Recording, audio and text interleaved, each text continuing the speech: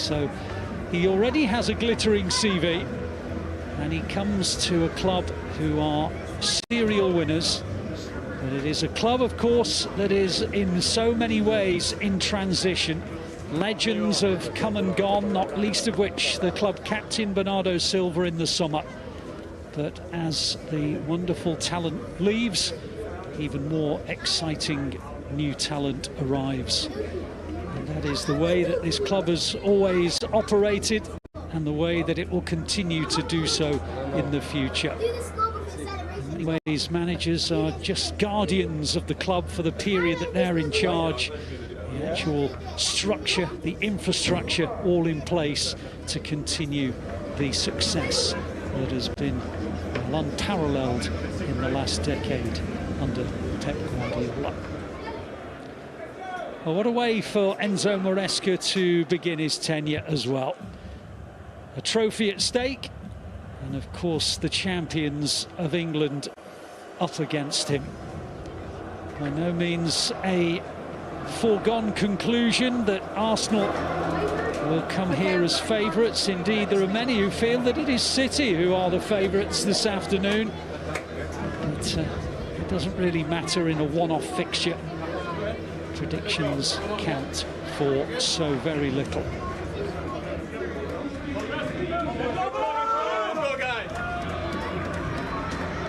Well, the Asia Tour gave us an insight, perhaps. Today will give us the greatest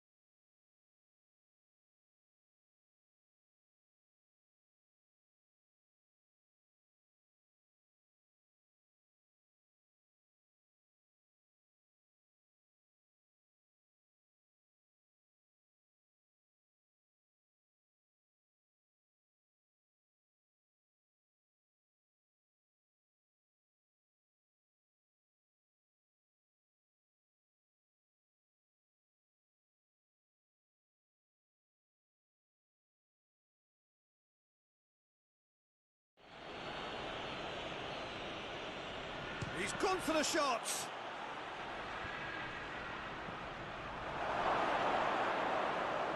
Ake.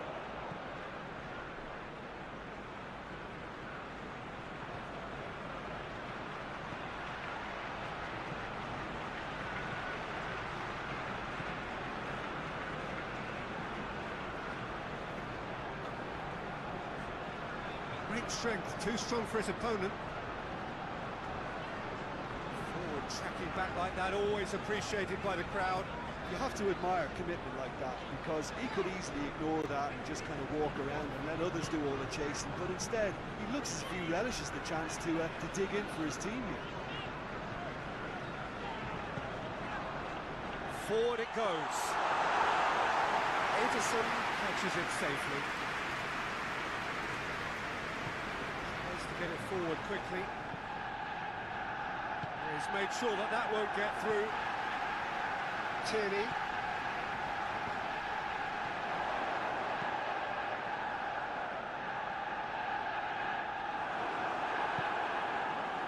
Stones.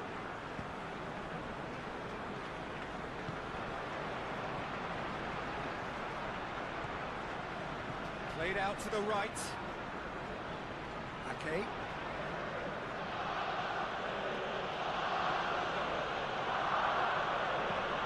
Hoists it forward. Ake.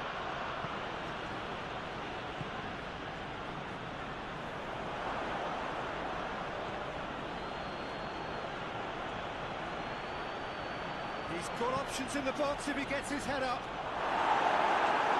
That's been levered clear.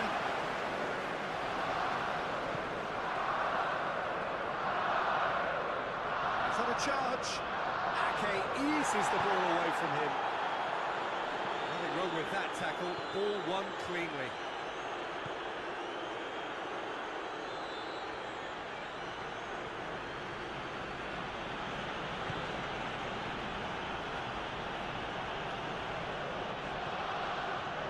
Zinchenko.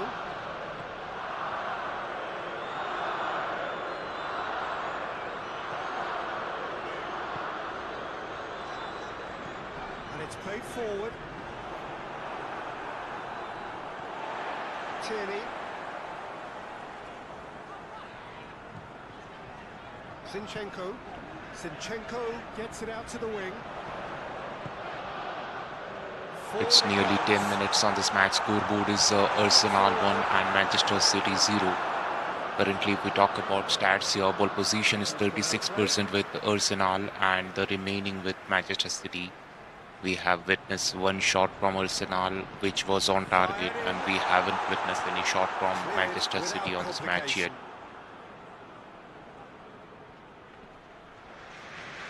He's making good use of his strength there, just refusing.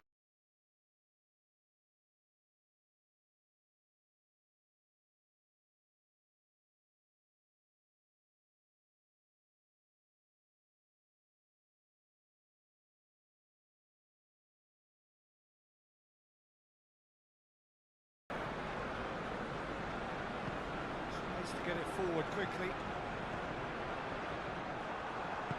Tierney did really well to intervene and dispel the growing danger. Loses his balance and loses the ball. He's left his man. Hoists it forward. He'll have a go. Great save, real class. Oh, that's a sparkling save, absolutely sparkling. His reflexes were ultra sharp.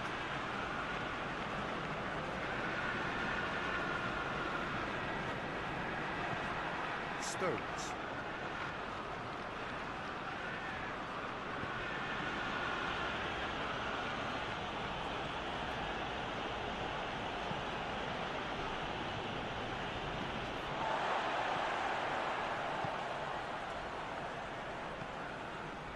Tierney. Oh, well intercepted, really alert to the danger. And it's played forward. Ruben Dias.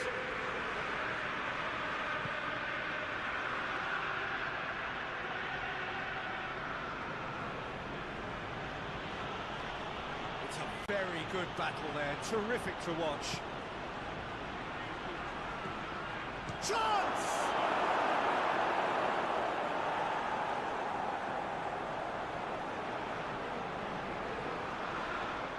Till now, we have got 2,620 votes, where 55% people are supporting Arsenal today and 45% people are supporting Manchester City.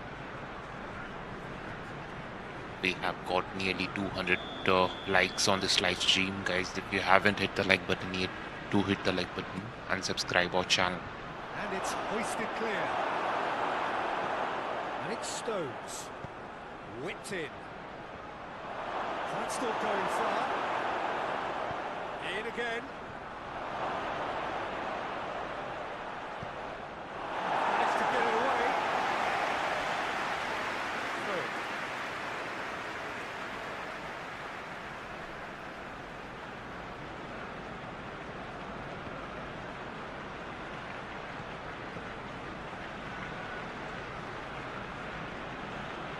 Stones. That's sprayed out wide. Nothing but a skill there. Ake. Stones.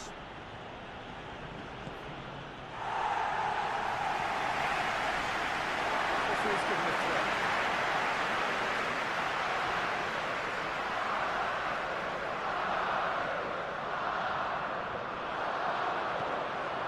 Tierney dinks one in. Too much on it, and that's the keepers. Questions were asked, and he's given the answers. Tierney.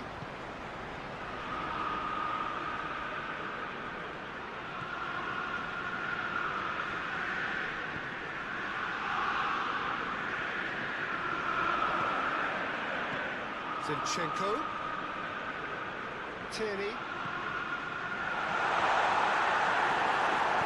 A reprieve, albeit perhaps momentary. Yeah, that's top defending and preventing him turning, which can open up many possibilities. And he heaves it forward. Stones. Has a pop!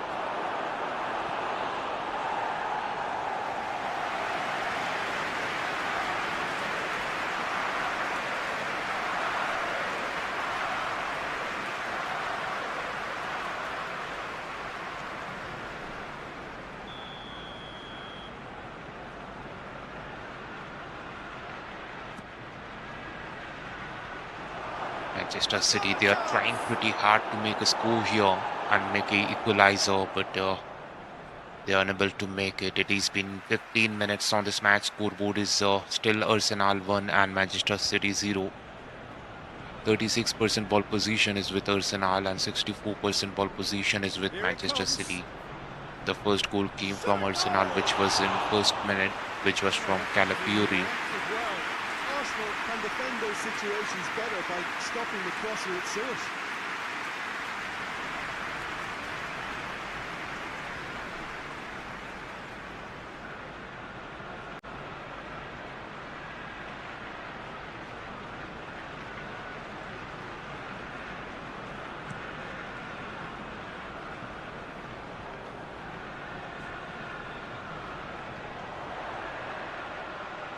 Tries to get it forward quickly. For a moment you felt that was going somewhere, but they'll have to go again. Ruben Dias gets into a dangerous position. Neto.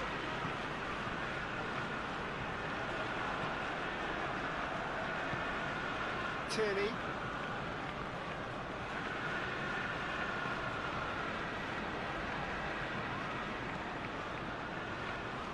Zinchenko. He's looked long this time. Through to the goalkeeper.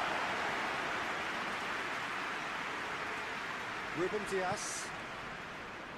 Stones. Forward it goes. Here's for the shoots. Movement there, but not the best of finishes. Well, I thought the keeper was really confused as to what to do then, whether to come and take it or stay on his line, and yet in the end, he's allowed to get away with a lot of indecision there.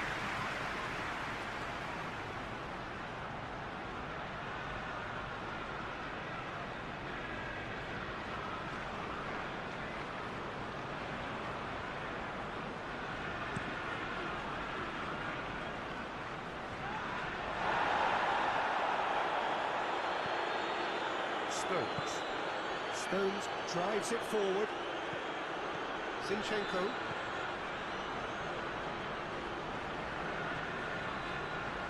Neto. Zinchenko. Pinged forward. Well, that's where he wants it.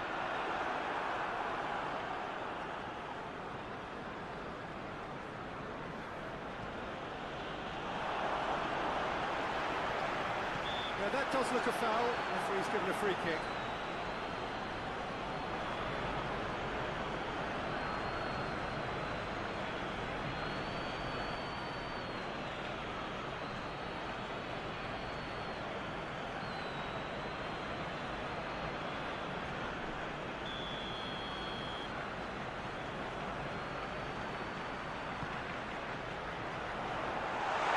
And he's managed to beat absolutely everyone.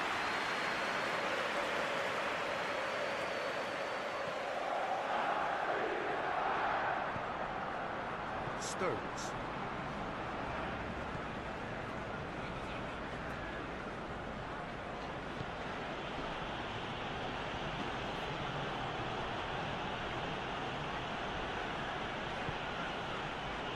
Okay. Hoists it forward. And he just whacks it away. They've got it back as soon as they gave it away. Looking to hit the front line. That'll go straight through to the keeper.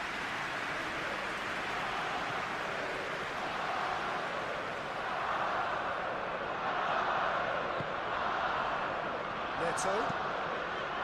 Well, the moans and groans from the stands now are very audible.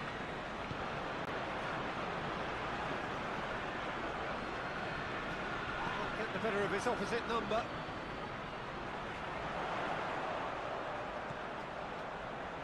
Tierney.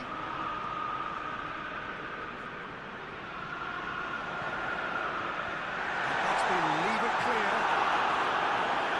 Here's a corner.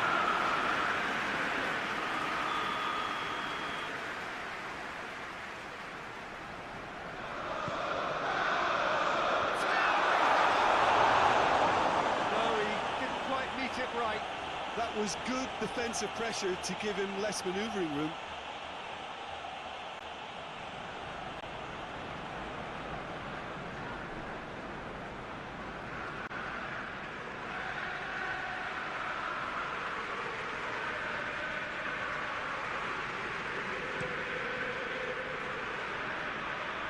Gets it back. Neto.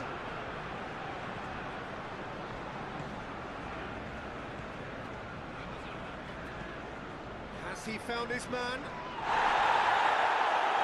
Arsenal get it back again. Tierney.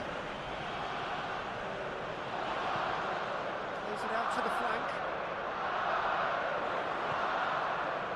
Zinchenko. Out to the right. Okay.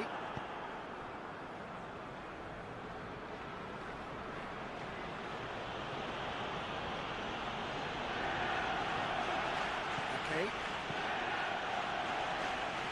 Ruben Dias.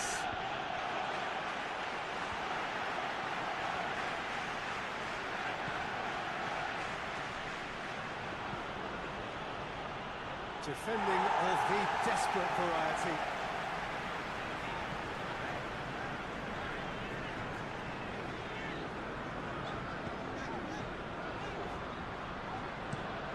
Across the field it goes.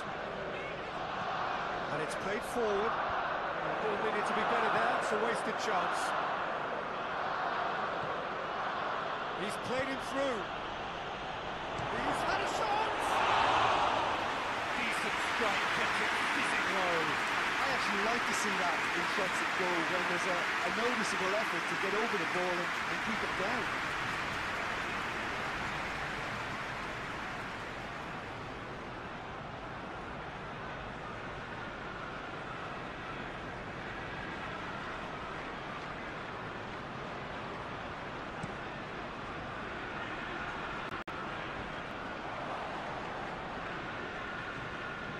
Okay.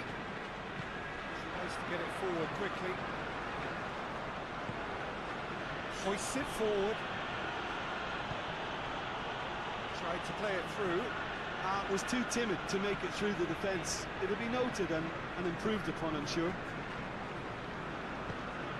And it's got through. Room for a shot. And he's there to clear it. Can he deliver? Lovely bit of skill. Great leap! Done well to get his head on that, but couldn't score. I have to commend the wing play, but I have to condemn the defending. They've got to stop the cross.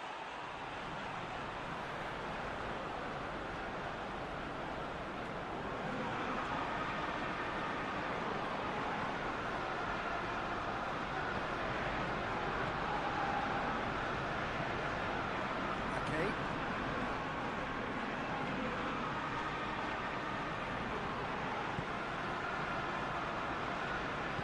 Ruben Dias plays it forward. Seems well to step in there. That was more than necessary. That's been intercepted, and that will come to nothing. Ruben Dias. Okay.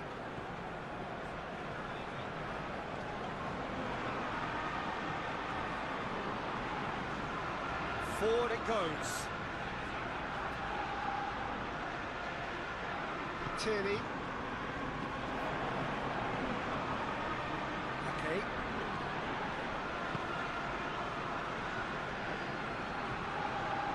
Stones.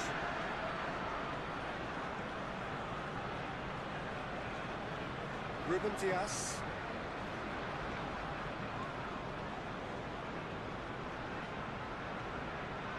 Stones. And that has been cleared.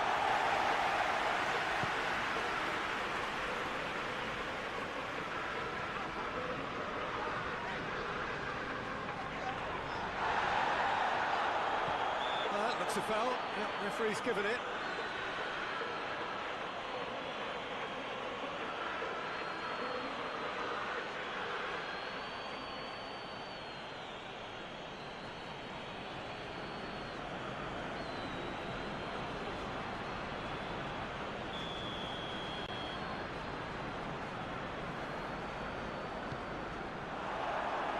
Ruben Dias attempts a clearance. The referee's awarded a free kick.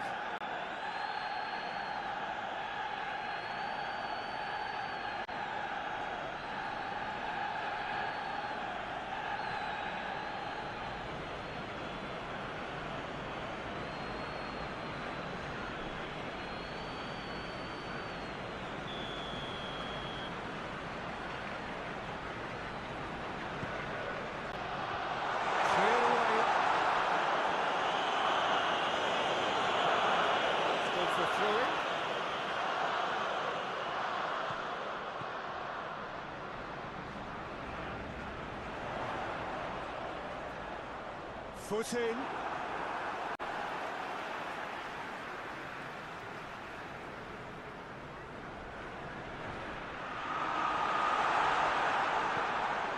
Zinchenko wants to play it back. He's gone for it!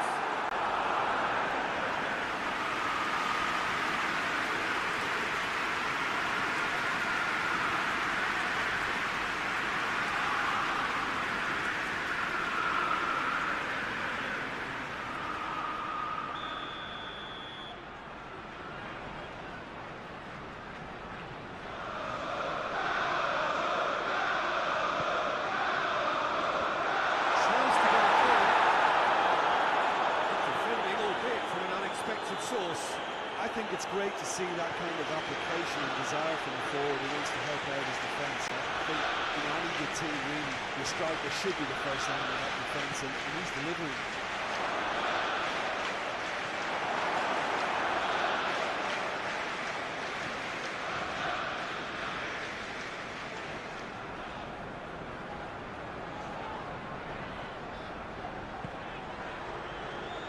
Well played, he saw that coming.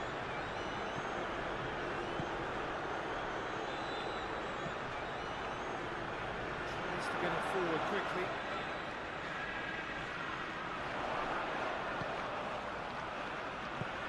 Tries lifting it over.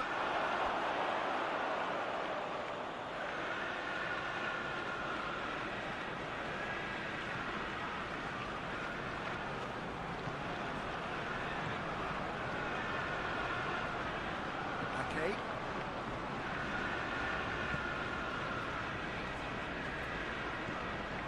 And it's Ake. Hit long and direct. And the finish! Oh, he did the hard part right, but not the finish. Almost the perfect move. Almost. The finish just wasn't quite at the same level.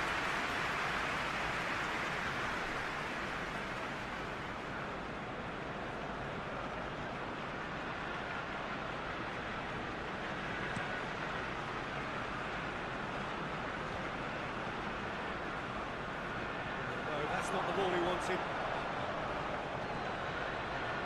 Tierney. Just to point out, Peter, that fullbacks are quite high. And what are they trying to achieve? Well, it's obviously a move to push the opposition wide men back and give them more to think about. Takes it out wide.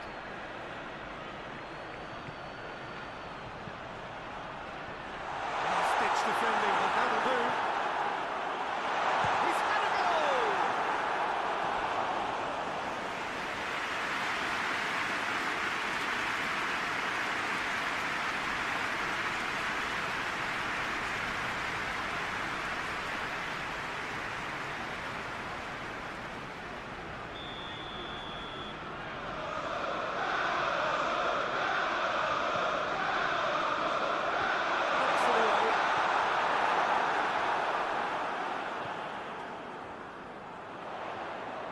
And the finish! The keeper barely had to be. His reputation is better than what we've just seen. Had a foul? Yes, the referee's given it. It's not taking him long, and that's going to be a booking.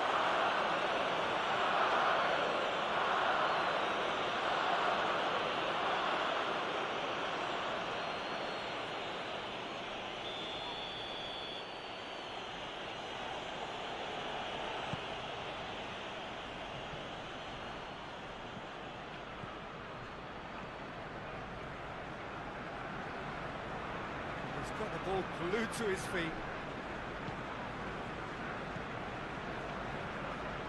Well positioned to make that interception. It's a loose ball.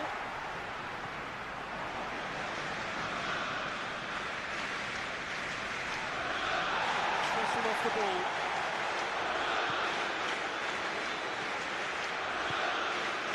Zinchenko.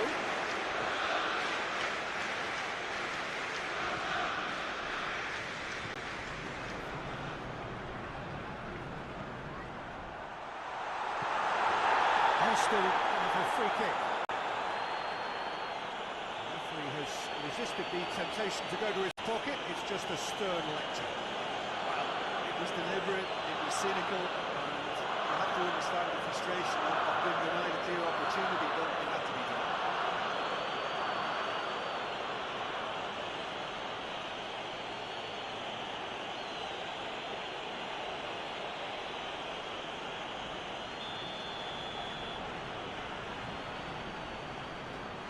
Going for goal!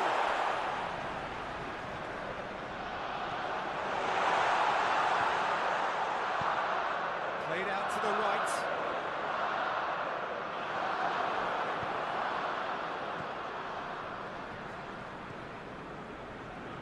Ake.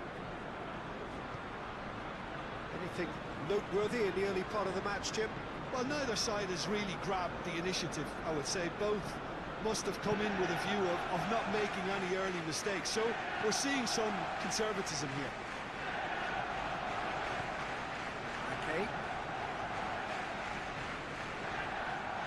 Stones. Ruben Dias plays it forward. And he's there to clear it. Okay.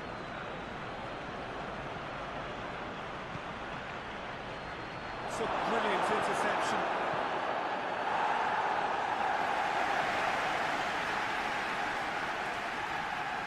Doesn't get the pass he's looking for. It's put paid to a promising move.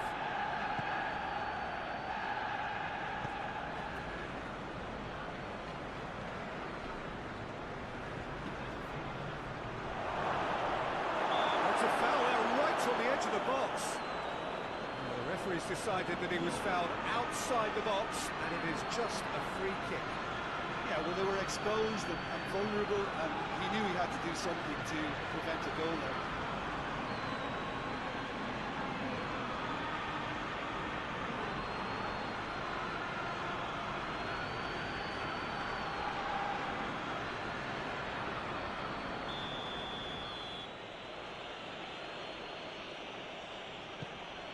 Danger averted for now. Good spell of possession this, but very little to show for it. Hoists it high. Has he picked him out?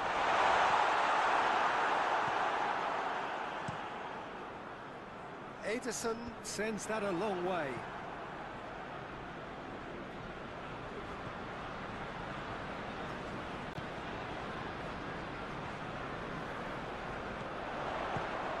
It out to the flank. Oh, looks like he's been taken out there. He wasn't very far from making something happen by himself. Lovely to see.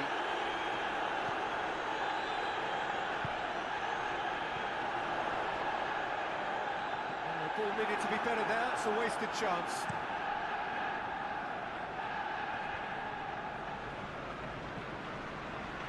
Neto.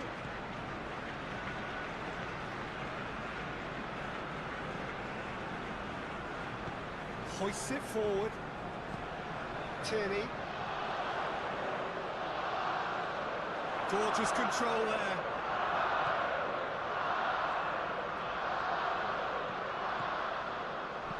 Wants to dink one in. Heads it! He's pulled off a fine save. Well, that was high-class goalkeeping there to back up his high-class range.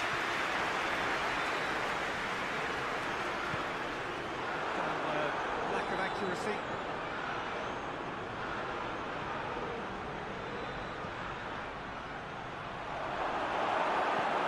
Clearance very necessary.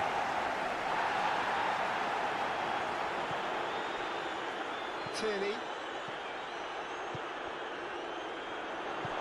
Out to the right. It's been intercepted, and that will come to nothing.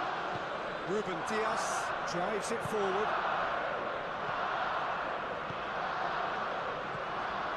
Okay.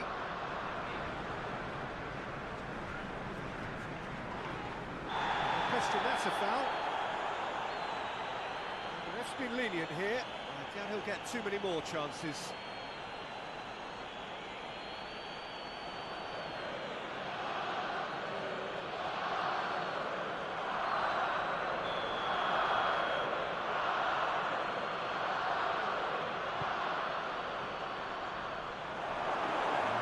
Got his range wrong there.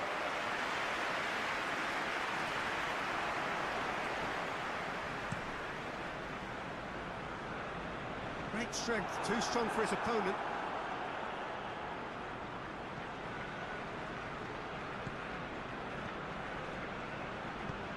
And it's played forward.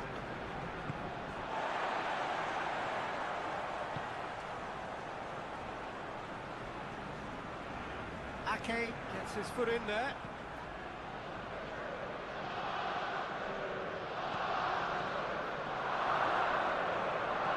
Tries to get it forward quickly. Played out to the right. Oh, that is lovely footwork.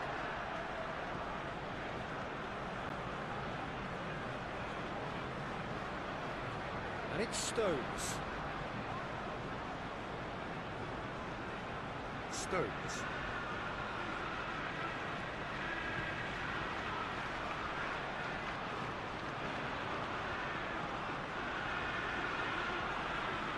Okay.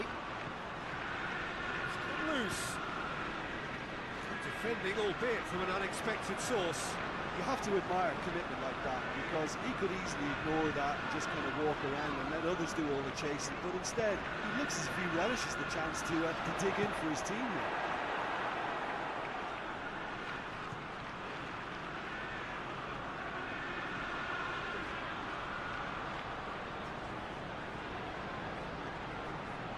Okay.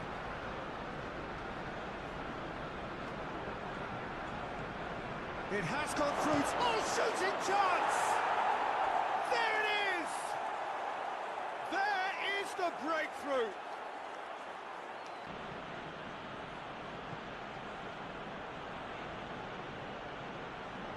Forward it goes.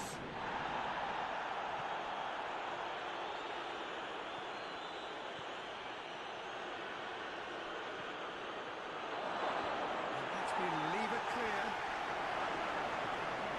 Tierney, Zinchenko,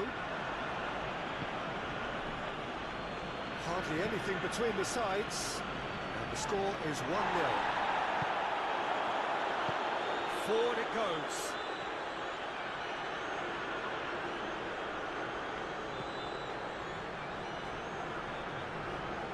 Good challenge, he just stood firm. Good run. Ultimately thwarted by an astute piece of defending. Crowd appreciates good football all round there. Neto switches it towards the other side. Still a little short of forward momentum, lacking thrust. And we're not going to make any further progress now.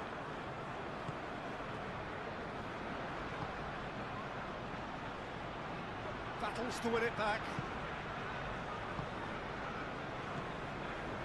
Ruffled a few feathers, but well dealt with.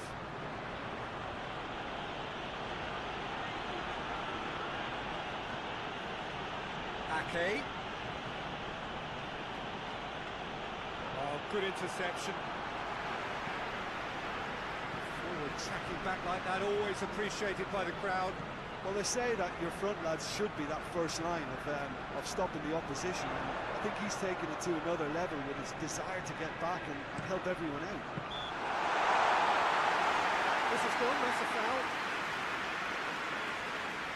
There could be trouble here. But for now, the referee is keeping his cards in his pocket.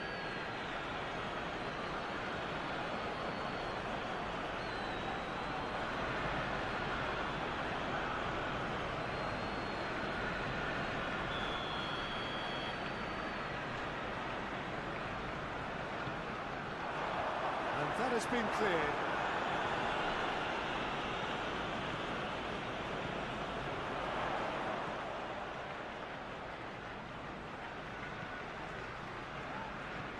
And the weighted pass. A buccaneering run from the defender. And that's been lever clear. Just brushed off the ball there. Oh, sweet feet. Neat exchange. Chance to cross here. And it's hoisted clear. Here's out on the left now.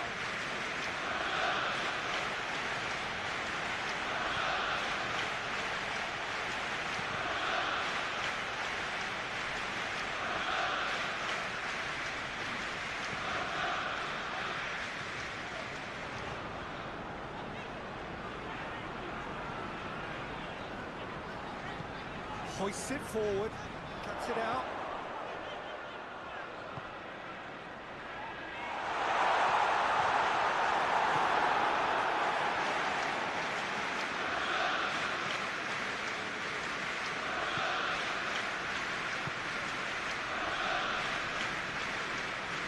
Okay. And it's played forward. Goes for goal! looks rather wayward. Yeah, on another occasion, all that went wrong may come right.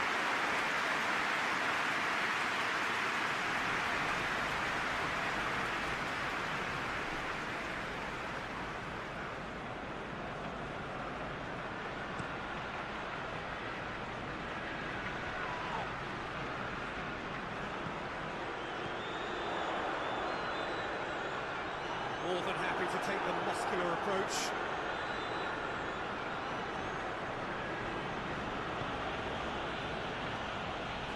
Okay.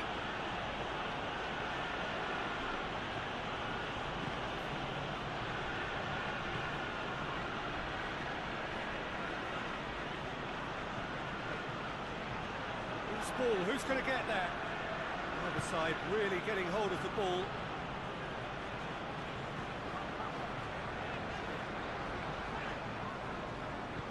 Neto goes looking.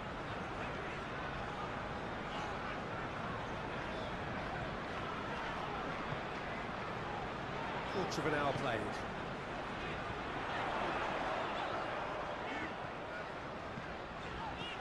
Looks to clip it forward. And back to base.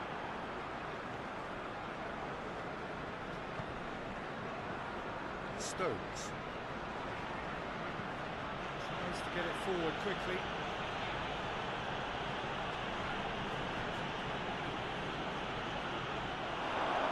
And the shot!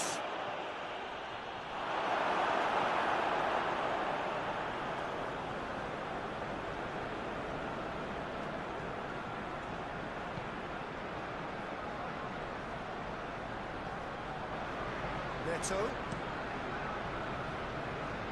Time and again they are repelled. He ran himself into trouble there, free kick given away.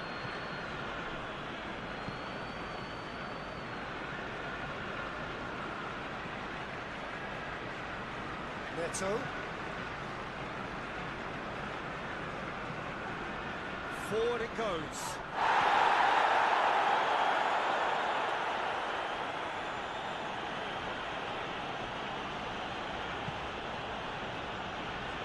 Ruben Dias.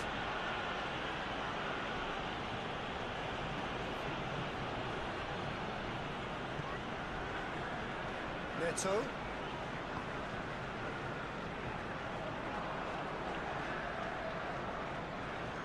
And the ball's come loose and the chase is on.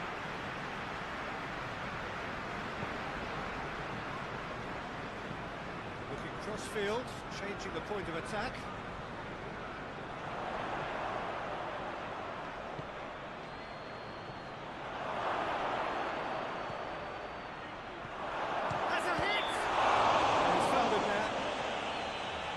The alternative was to stand there and do nothing while he tried to score. And obviously, he's not going to allow that, Peter, is he? Well, that looks like a final warning. Still no card.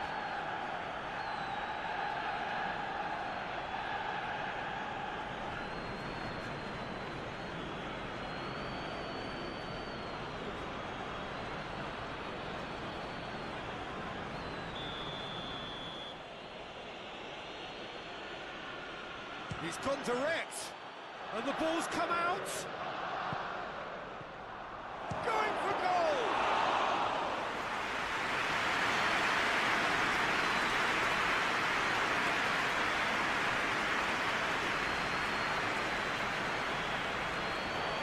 The better of his opposite number.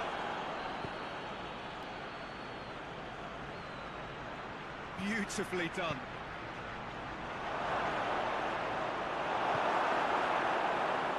Quite sure he needed to hold up play quite as much as he did then.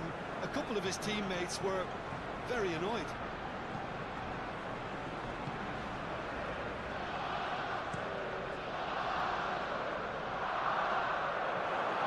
Ruben Dias.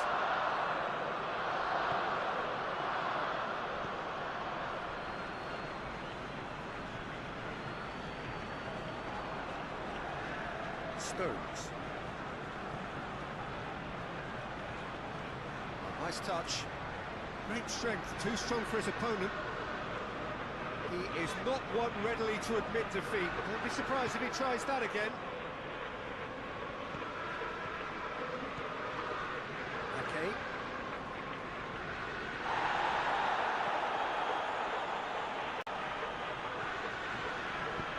Stones plays a clever pass.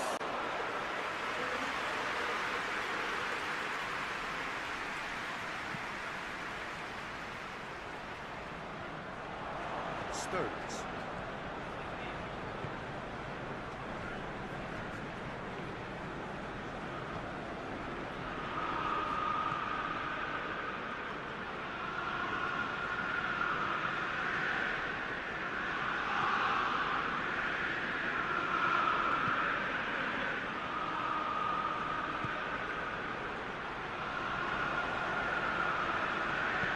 Hoists it forward.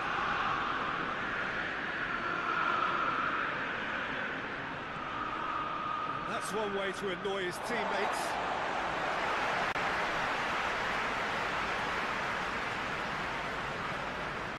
Zinchenko.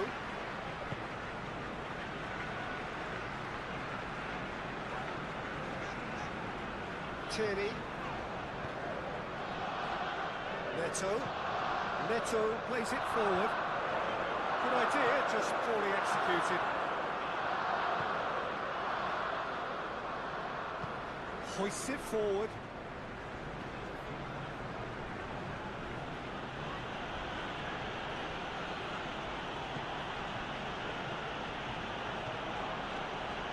Okay. He's in, surely. Gets it back. Gets it, and now what? They're looking at the referee, but he's waved play on. Tierney.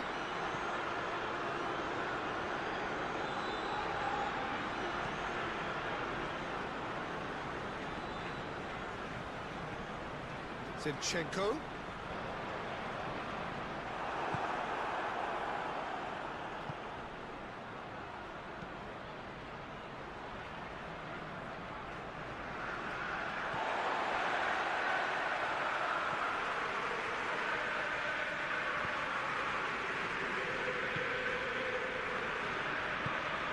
Tierney.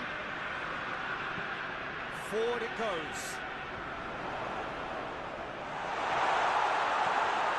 Big chance! Good stop. That wasn't easy. Well, what can I say? Truly wonderful goalkeeping.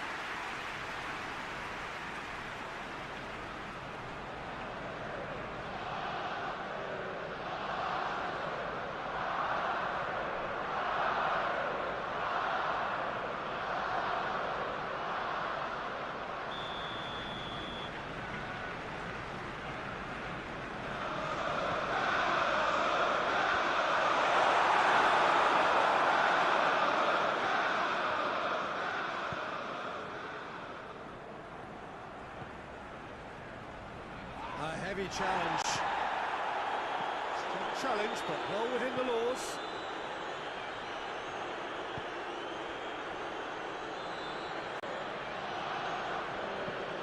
Nice to get it forward quickly.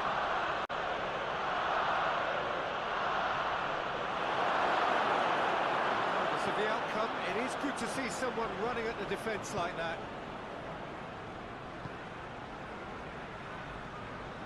Battles to win it back.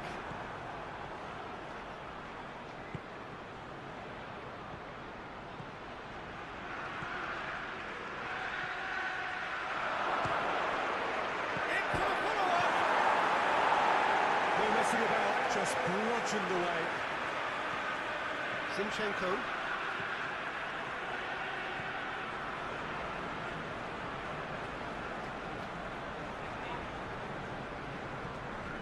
Zinchenko.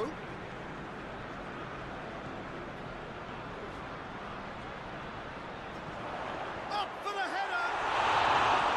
Oh, just needed a better contact. Well, plenty of moving targets to pick out in the box. Obviously increases your chances of the ball being met like that by someone.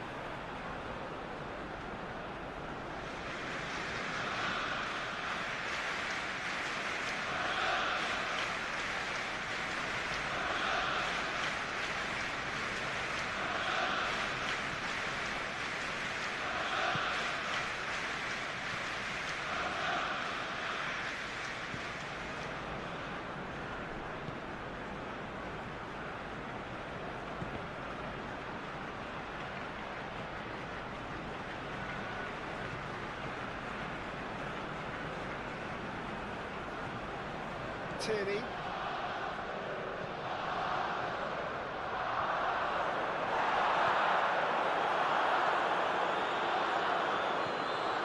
Okay.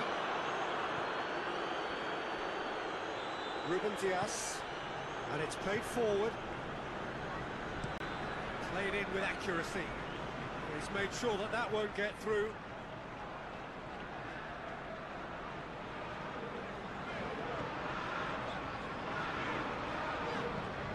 It's being played forward. Out towards the flank. He's managed to get that all wrong. That's just very well played. He can't hurt you with his back to goal, and he didn't go for the back heel.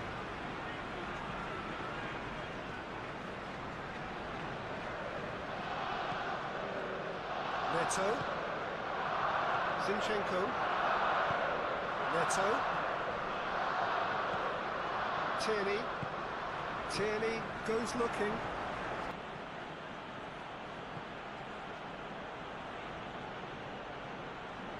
Forward it goes.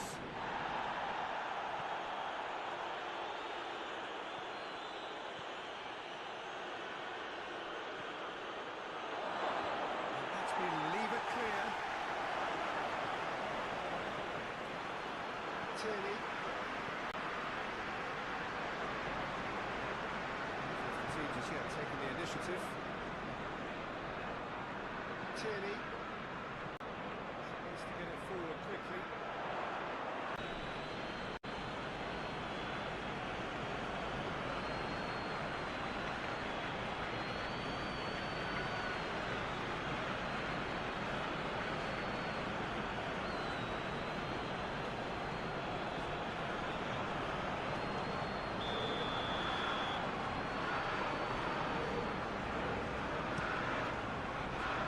Gets it upfield.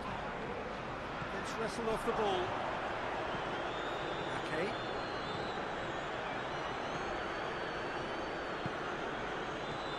Neto attempts a clearance.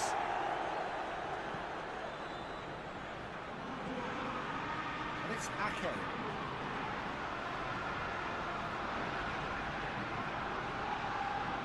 Ake. So who's he picking out?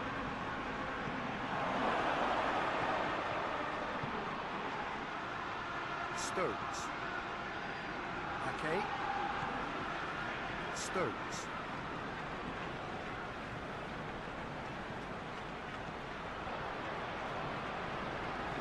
Yeah, that's top defending and preventing him turning, which can open up many possibilities.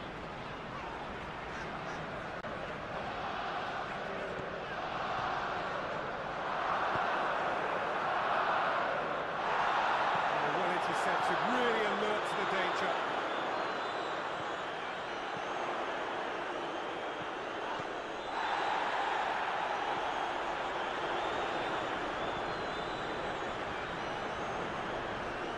Tierney. Zinchenko.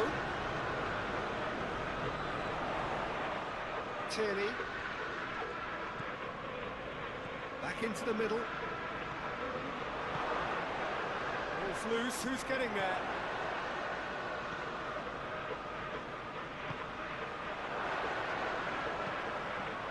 Defending has been desperate variety.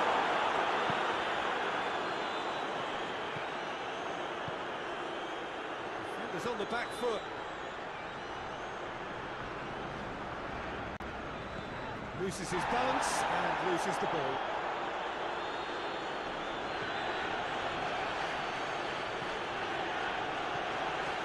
And it's Stones. And that's left him on the seat of his pants. Oh, he's got that all wrong, and it's a penalty. So a big chance now from 12 yards. Yeah, well, they were exposed and vulnerable, and he knew he had to do something to prevent a goal then.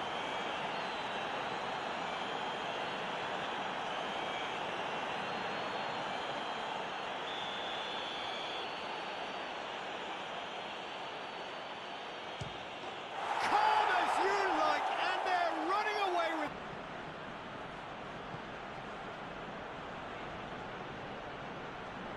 Forward it goes.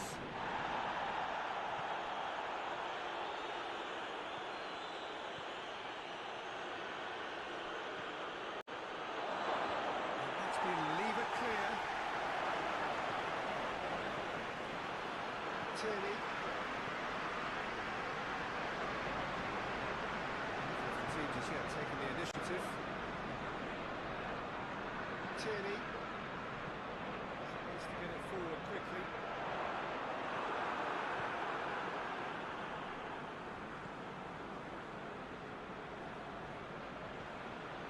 First quarter of an hour gone. Well, both sides have actually looked poor going forward. We've hardly seen anything meaningful yet.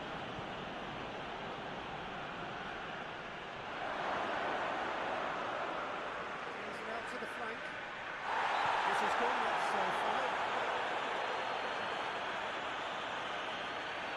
Well, you might think he got off lightly. It is just a verbal warning.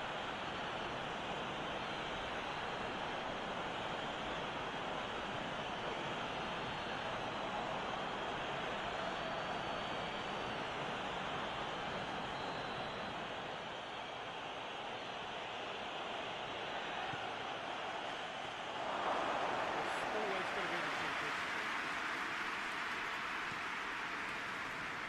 Zinchenko. It's the through ball.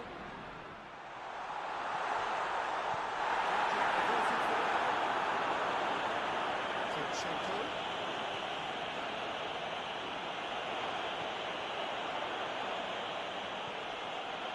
Loose.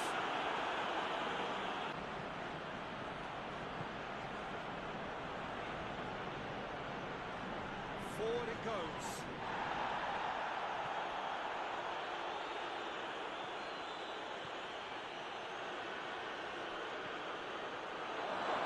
And that's been levered clear.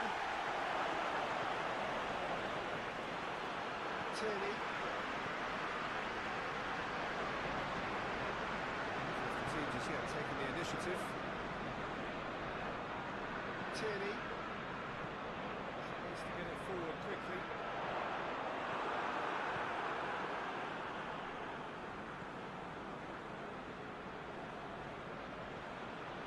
First quarter of an hour gone. Well, both sides have actually looked poor going forward. We've hardly seen anything meaningful yet.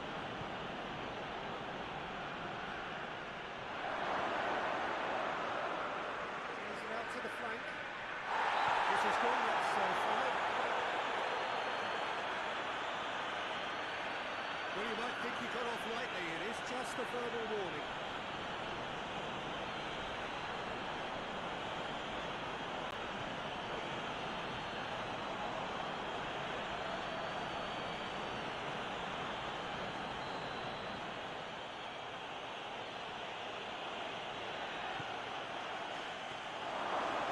It's always going to be the secret. Zinchenko. It's the through ball.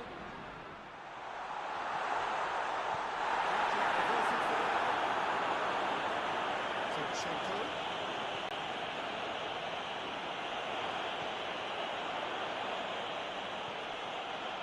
Loose.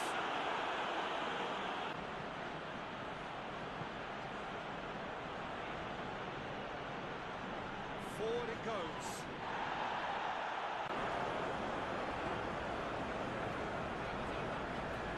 Finds himself eased off the ball. Ake. Loses his balance and loses the ball. Good defending, albeit from an unexpected source. You have to admire commitment like that, because he could easily ignore that and just kind of walk around and let others do all the chasing, but instead he looks as if he relishes the chance to dig in for his team here.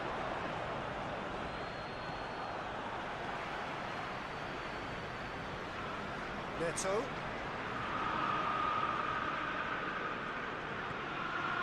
Zinchenko.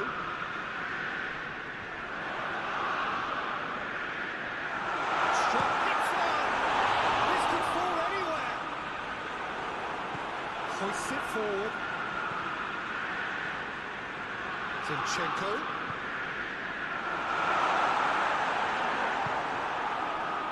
Forward it goes.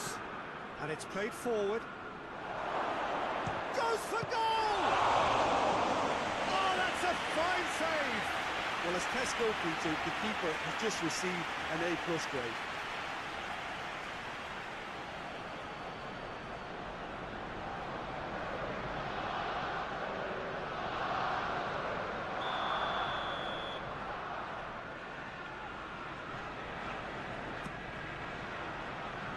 Last-ditch defending, but that'll do.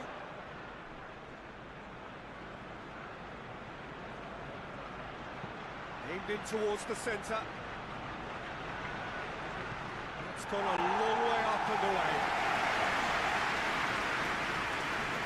Tierney. That's a good foot in there. Whistle's gone, that's a foul.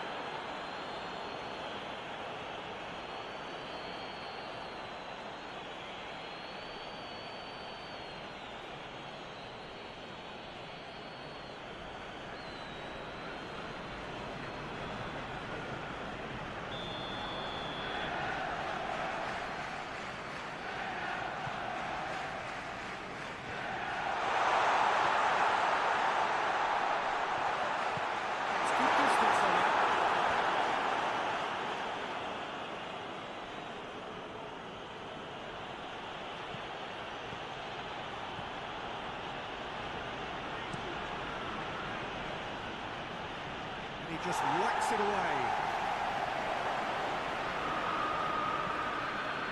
Ake. It's Ake.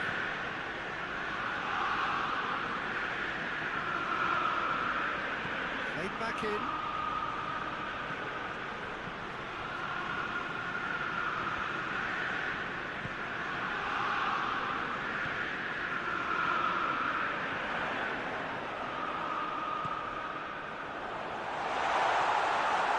Tierney.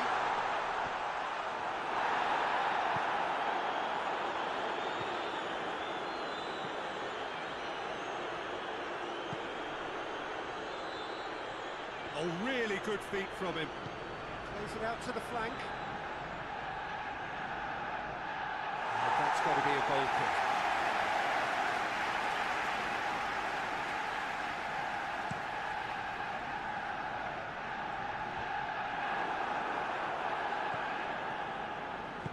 Hoists it forward.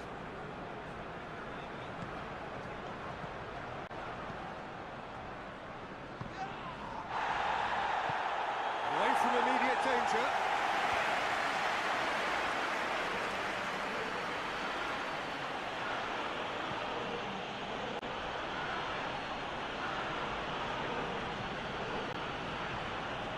That's just very well played.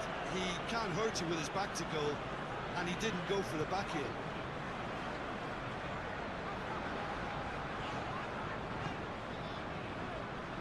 Done very well to intervene.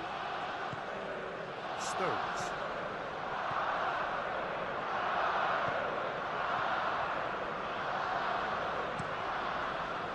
Ruben Dias goes looking.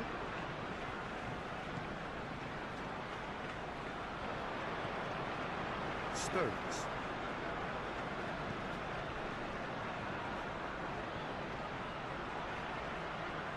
That is...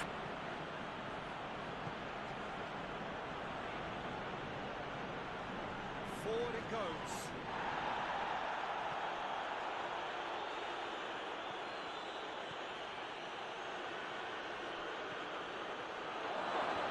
That's been leave it clear. Tierney. The team just yet taking the initiative. And that's a foul. Free kick's been given.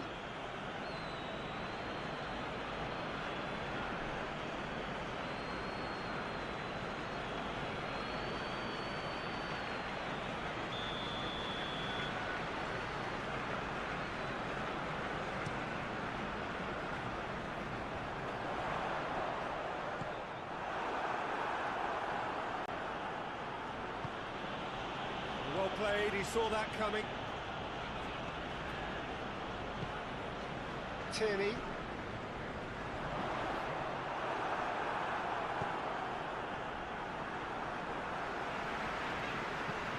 Forward it goes.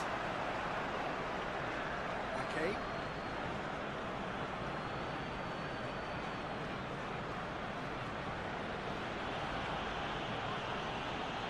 Stones. He's got the ball, has a pop! Oh, that's a terrific save from the keeper. Oh, that's a sparkling save. Absolutely sparkling. His reflexes were ultra sharp.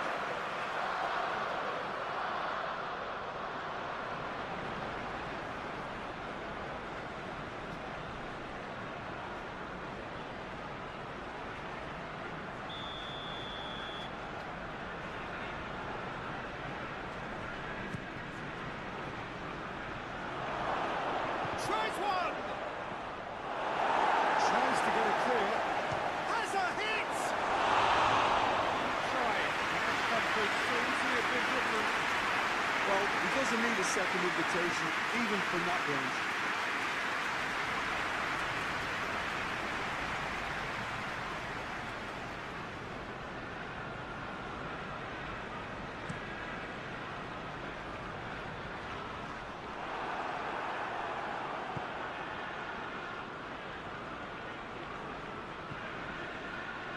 Ake.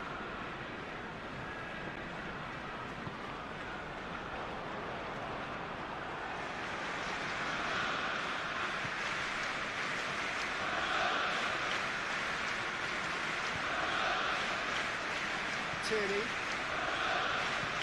Zinchenko plays it forward.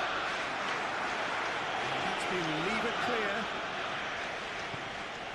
Needs to get it forward quickly. Over to the left. And it's Stones. Stones.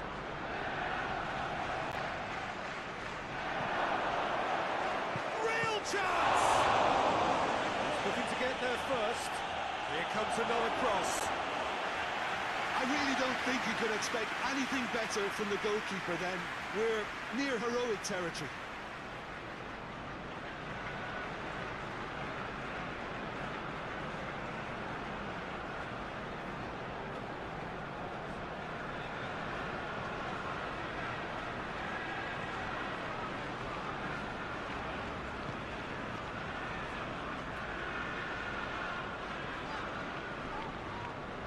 Neto.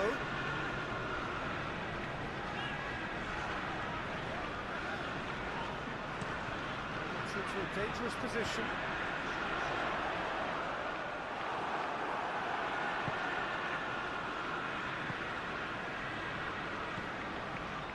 Tierney.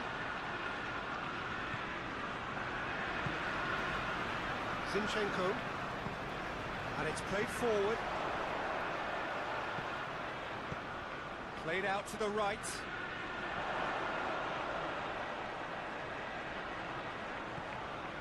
And shoots! And he's there to hoof it away. Hits one! Attempt, it's the wrong outcome. Well, that's confidence for you. Distance doesn't even bother him.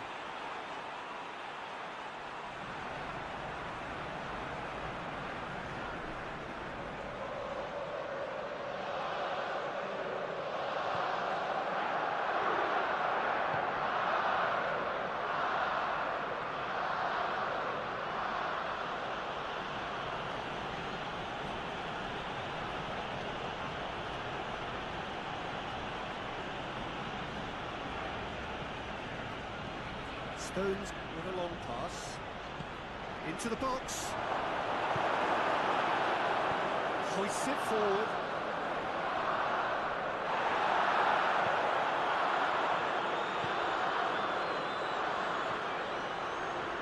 Okay.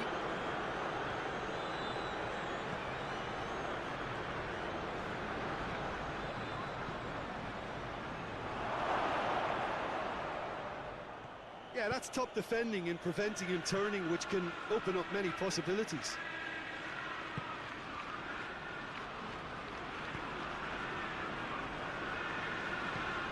Neto goes looking.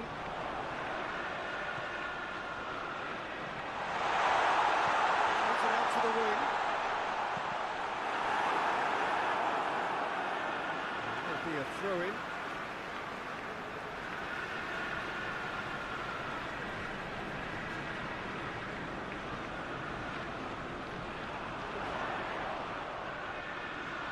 Chooses to go back. Get that clear. And the counter is on. There's a long ball. It could be in. He's had a go! And it's there!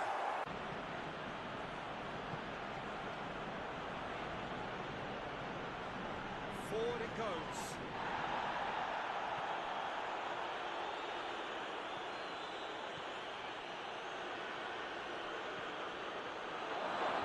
And that's been lever clear. Tierney. Without reply. This is becoming a stroll. Well, unsurprisingly, Peter, the opposition look completely stunned. I'm not sure they can gather themselves. That's not going to make it. Stones.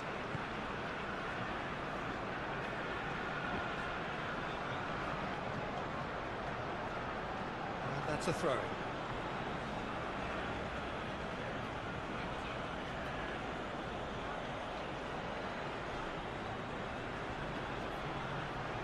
Lovely feet. Ball swung in. Has a hit! It's anyone's ball. And that has been clubbed away. Defending of the desperate variety.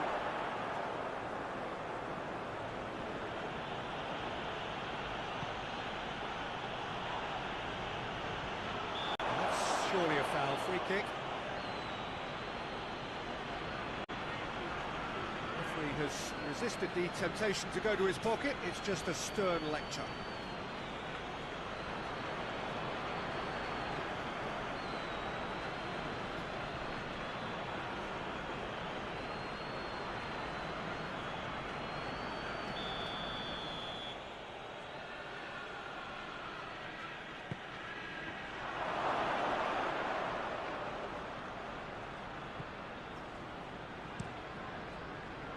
Defending, albeit from an unexpected source. I think it's great to see that kind of application and desire from a forward who wants to help out his defence. I think, you know, any good team, really, your striker should be the first line of that defence, and he's delivering. Has a goal!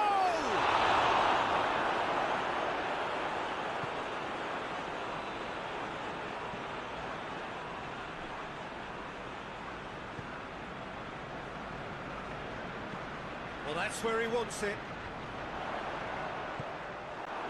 He acknowledges that he should have come up with something better there. Peter, his body shape was a giveaway before he made the pass, and its obviousness was appreciated.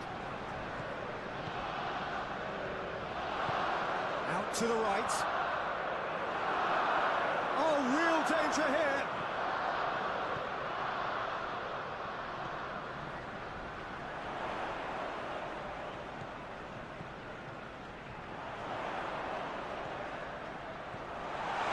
Zinchenko. Out to the left it goes. Plays it back. Oh, the ball's come loose. It's one. And he's done very well to deal with it. Well, maybe their long-range shooting is a little ambitious here, but they have plenty who can smack one, so why not?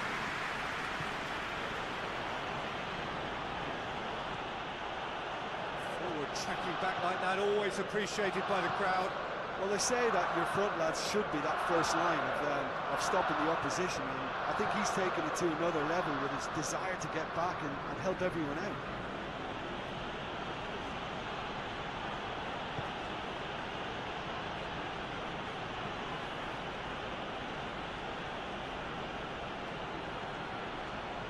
Stones. Okay.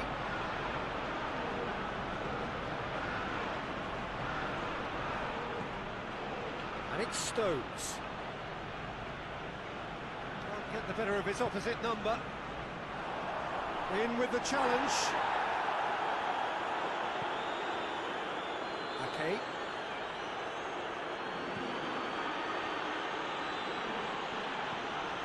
Ake. Stones.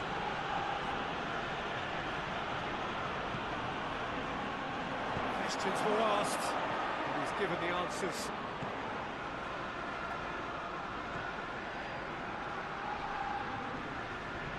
Ake. Stones. And it's Ake.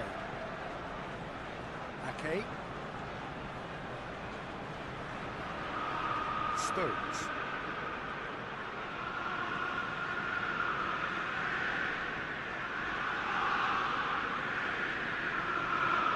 Ake.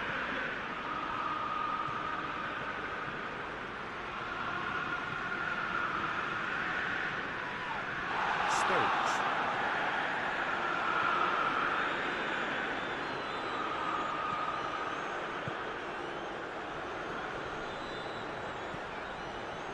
Stones.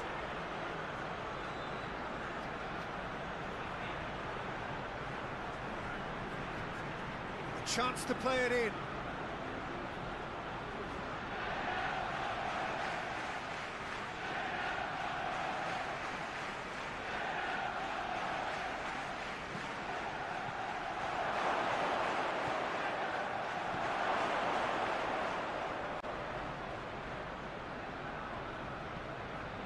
Ake.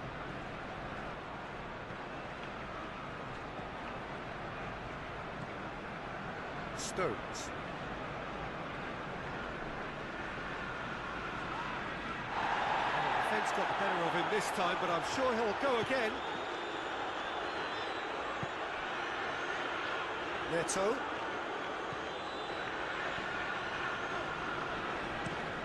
Neto goes upfield.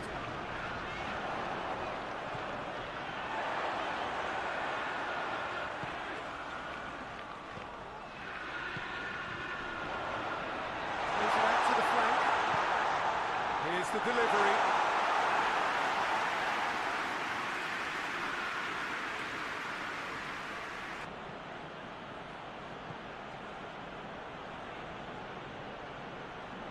Forward it goes.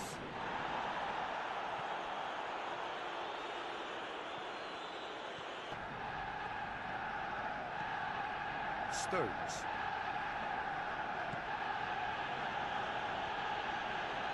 A really good feat. And it's Stones. Good challenge, he just stood firm. Forward, what does he try from here? Oh, it's a searing run, he is a man on a mission. Puts in a cross. Decent progress down the left. Good ball. It's got through, and the shot! Oh, outstanding save. Oh, look, I don't want to sound too dismissive, but from here, that looked the harder thing to do.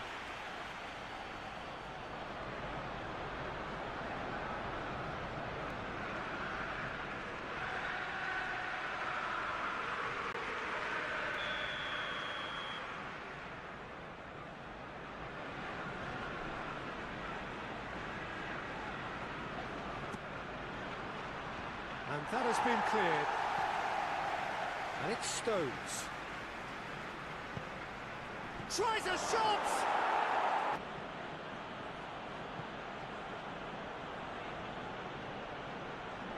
Forward it goes.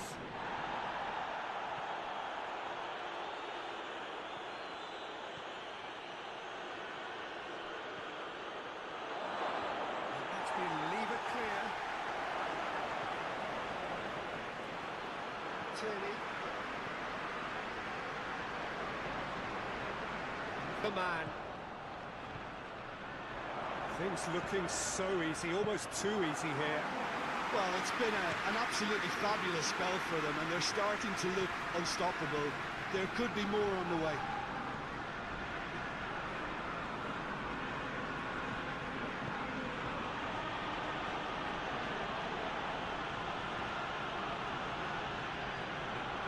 Oh, that's nice.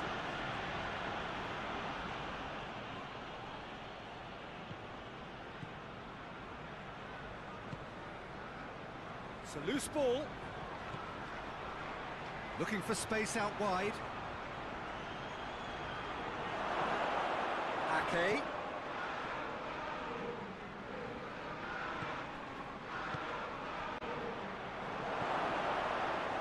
Oh, shooting chance!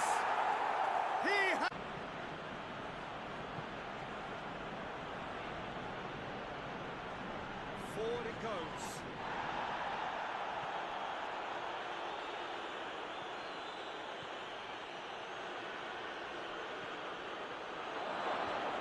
Leave it clear. Tierney. The team just yet taking the initiative. Tierney needs to get it forward quickly.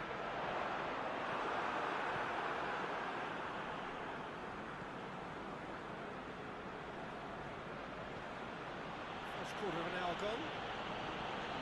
Both sides have actually looked through going forward. We've hardly seen anything meaningful yet.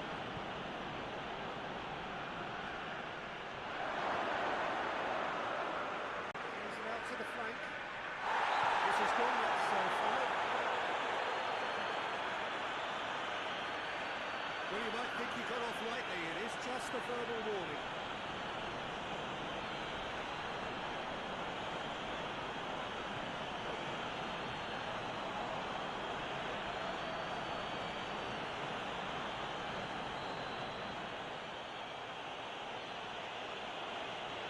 Gets up to head it!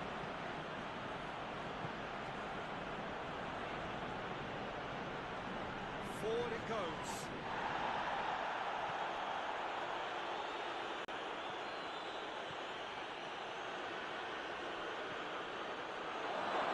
And that's been leave it clear. Tierney. Page, how will they respond?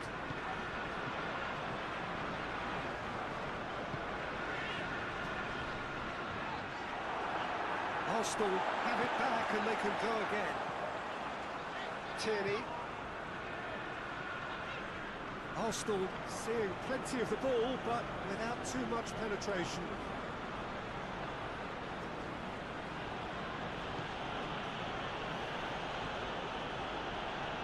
Stones.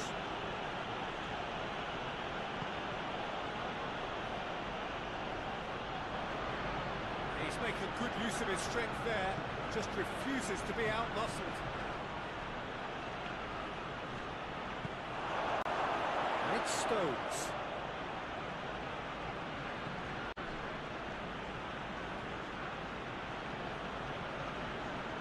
Stones.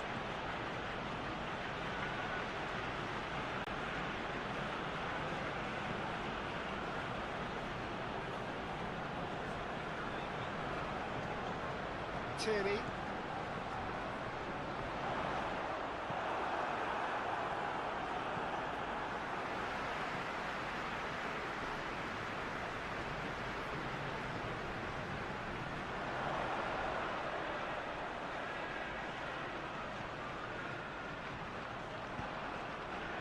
Zinchenko.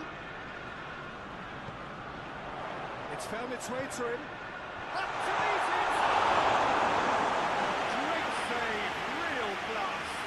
Well, as Tesco, Peter, the keeper has just received an A+ grade.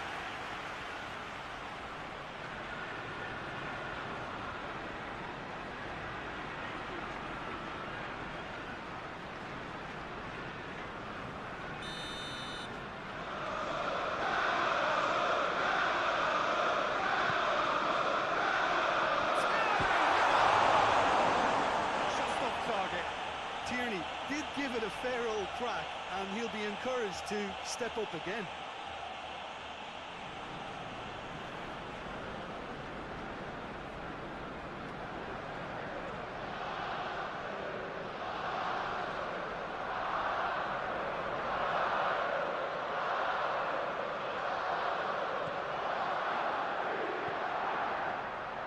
Ake.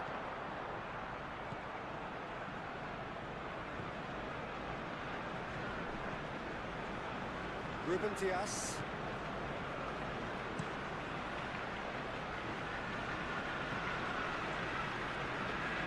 And it's Stones. Stones. Ruben Dias. Ruben Dias drives it forward. Neto is there and he can get that clear. Zinchenko.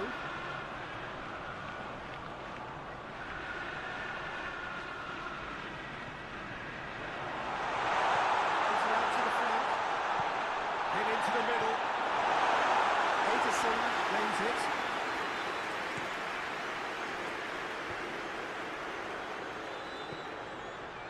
Neto. Zinchenko. Tierney. Tries to get it forward quickly. Defending of the desperate variety.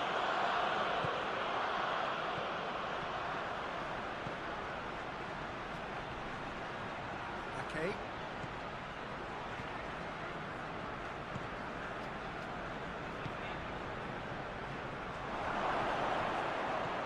Played out to the right. In comes the cross.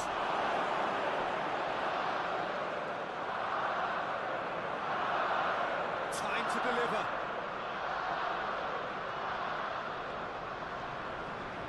And it's Stones. It has gone through, and the finish! Tried that time.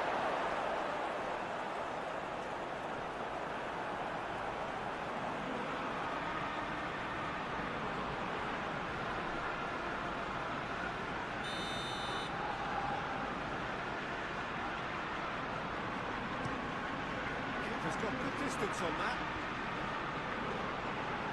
Just brushed off the ball there.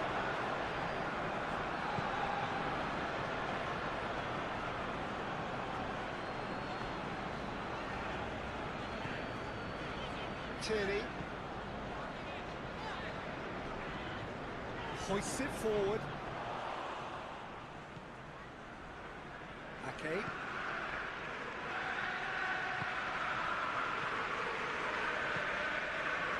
Stones. And it's played forward.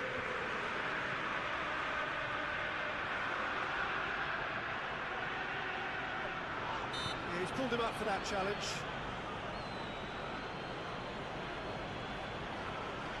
There could be trouble here. For now, the referee is keeping his cards in his pocket.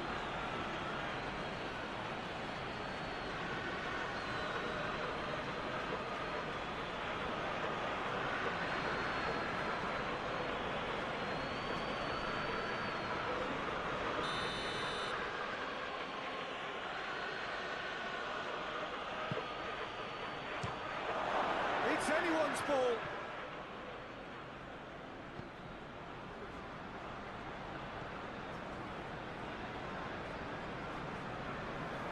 Stones battles to win it back.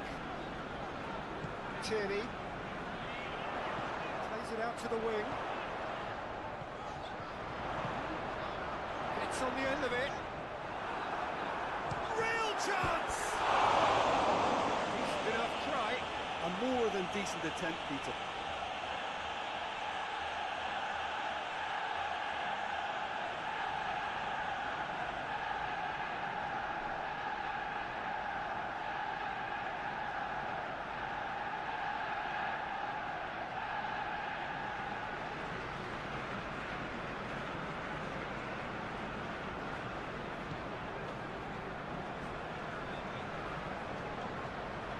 Ake.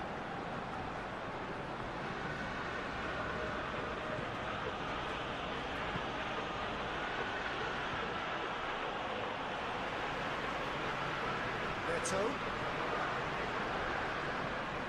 Ball's come loose and the chase is on. He's got away. Zinchenko.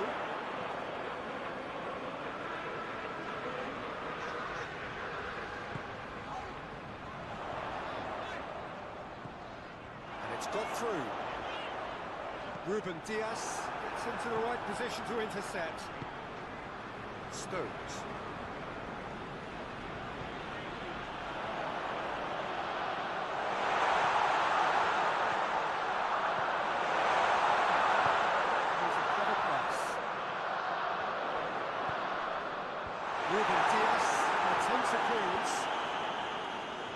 dashing forward at pace. Forward it goes. And the volley. Oh, the keeper's equal to it. Manchester City just served up a reminder of how good they can be on the break. Their method is clear.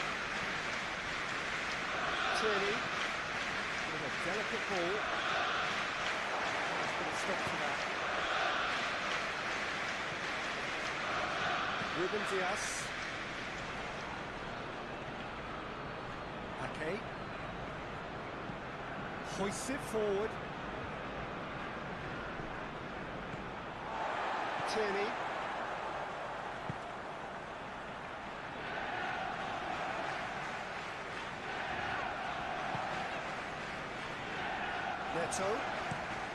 Neto goes looking.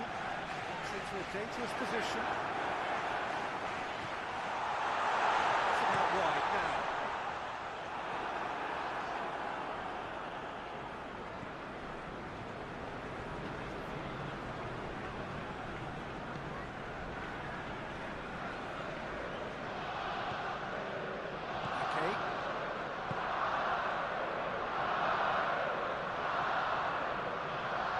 Keeper and go again. Ederson gets it upfield. Defending was strong and firm. Ake.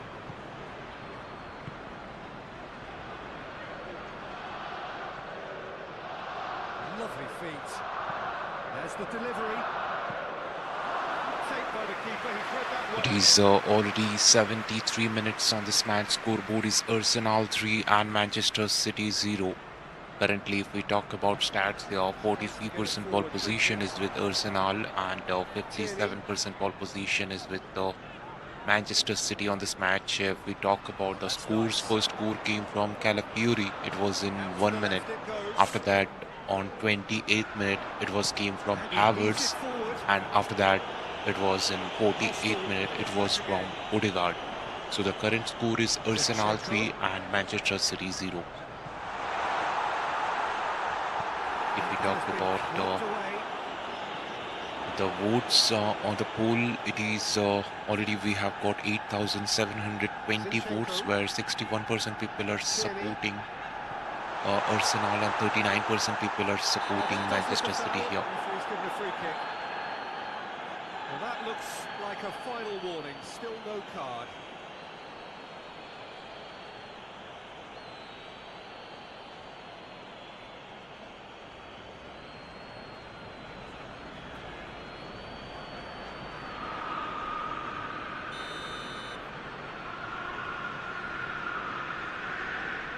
He's gone for goal.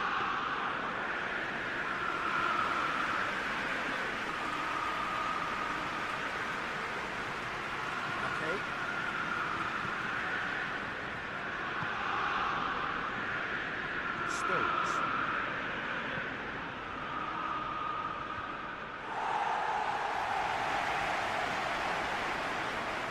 Okay. Stones.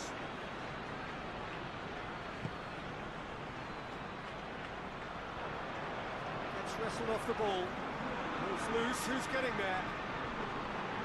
Stones.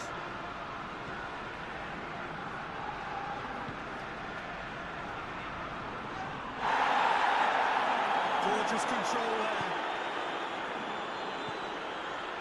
And it's Ake. He's had a goal!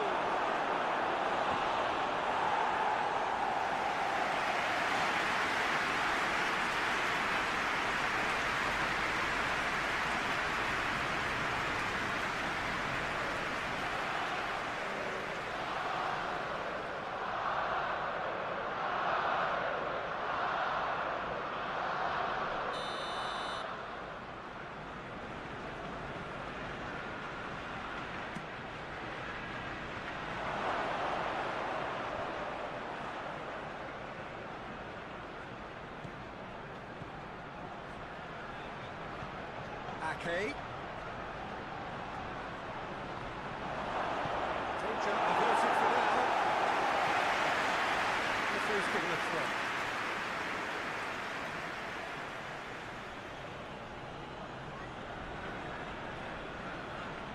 Oh, really good feet from him. Looking for a decent ball in. Oh, that's a fine challenge. Cleared without complication.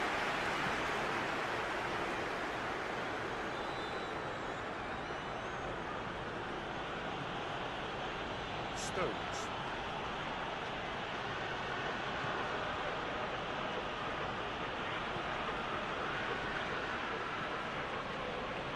Okay.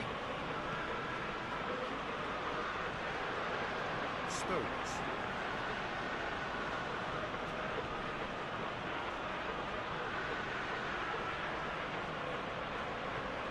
Keeps everyone guessing. And it's Stones.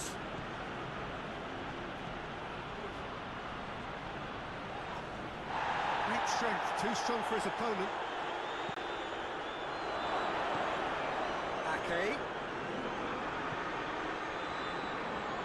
Defending, albeit from an unexpected source. I think it's great to see that kind of application and desire from the forward who wants to help out his defence. I think, you know, any good team, really, your striker should be the first line of that defence, and he's delivering.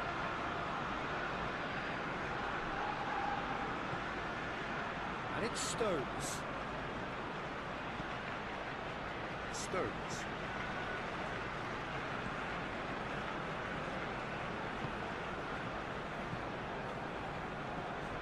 Out towards the flank. Stones.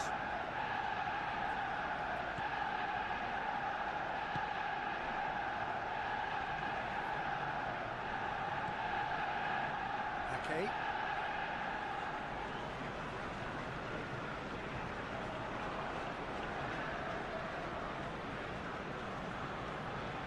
There are a few waiting for it. Regardless of the outcome, it is good to see someone running at the defence like that. It's believing too much in his own ability to hold on to the ball.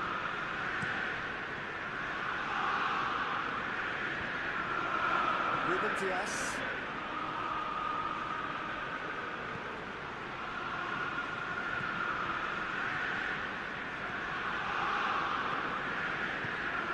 Stones.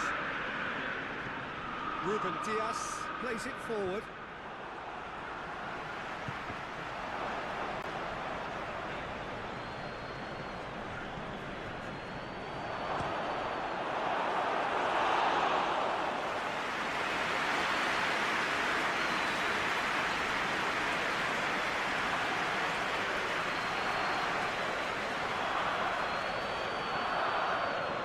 Zinchenko. Tierney. More than happy to take the muscular approach.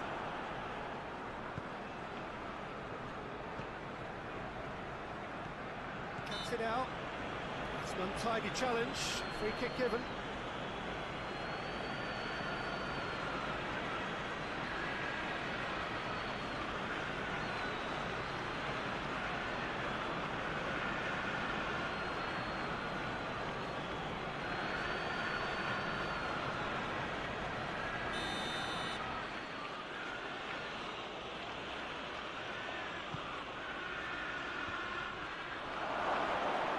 Good challenge, he just stood firm.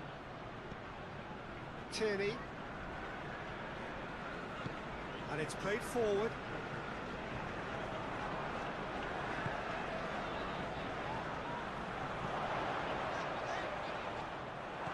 For a moment you felt that was going somewhere, but they'll have to go again.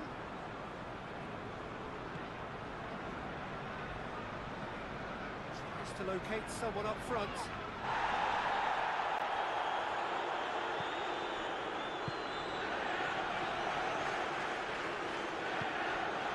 Tierney hoists it forward. Well, that is asking for trouble. Here it comes. Oh, really tidy interchange. Massive leap! And he just whacks it away.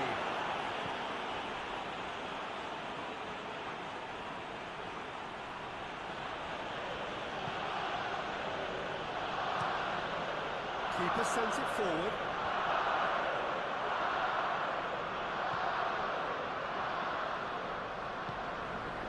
Tierney.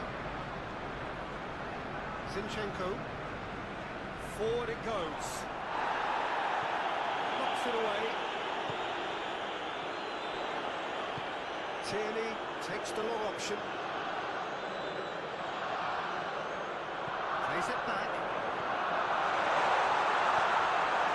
Zinchenko sticks in a foot to win it back. That's surely a foul. Free kick.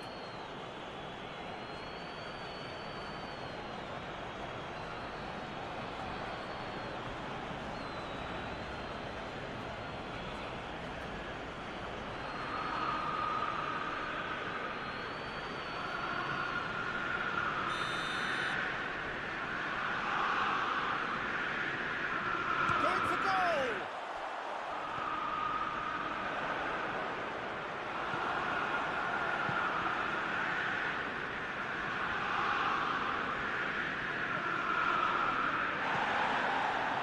Stones.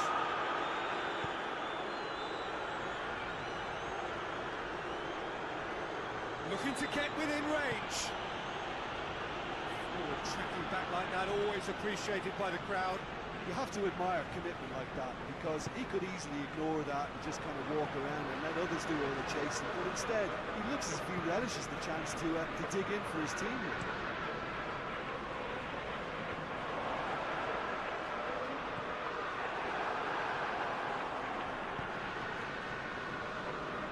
Ruben Dias.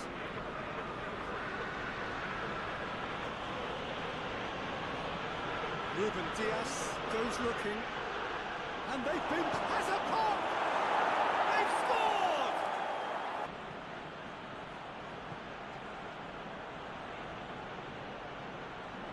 Forward it goes.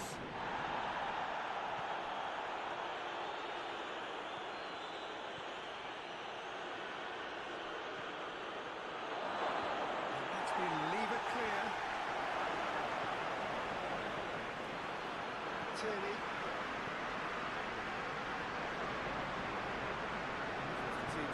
Doubt as to who has the momentum here now. The only doubt is how many is coming.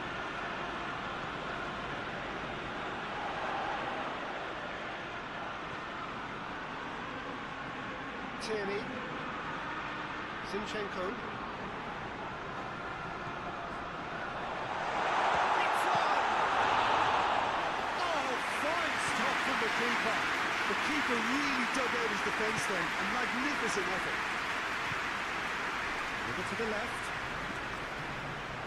Oh, that's neat.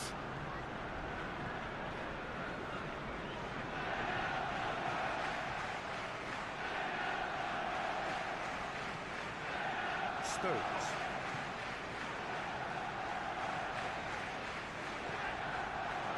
Has a hit! A reprieve, albeit perhaps momentary.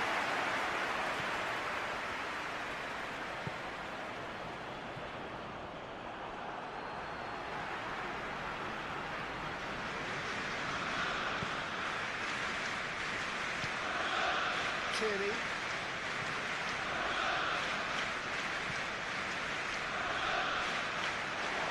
Great run on the overlap here. Gets the better of his man. Fired in.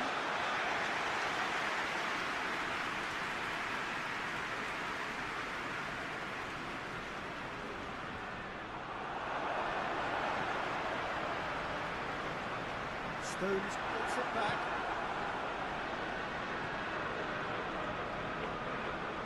Okay.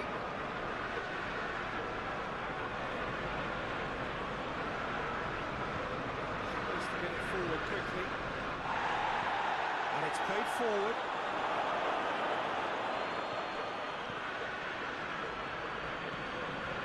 Neto.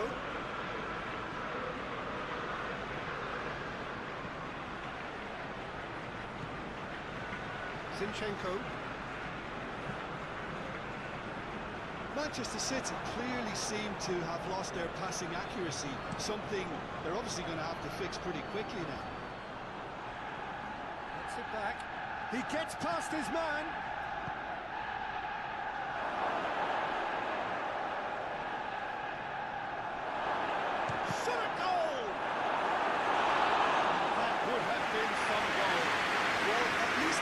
are appreciative of his efforts.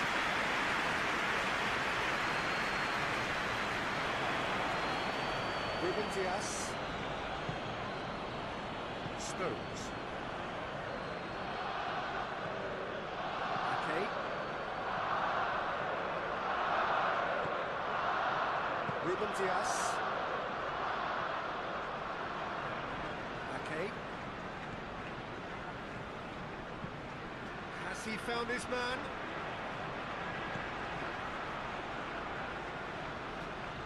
Great strength, too strong for his opponent. He's certainly caught him there. It's a free kick.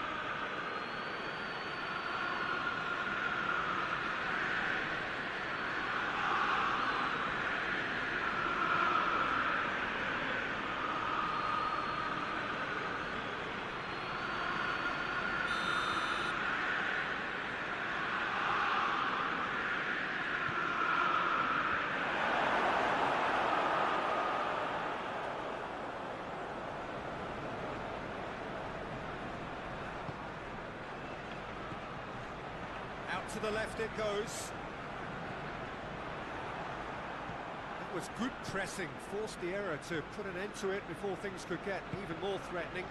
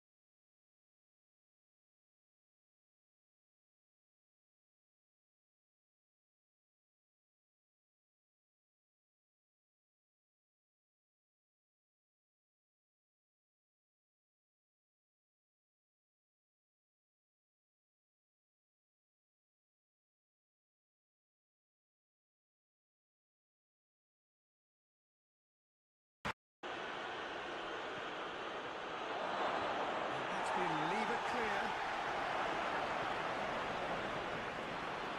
Tierney.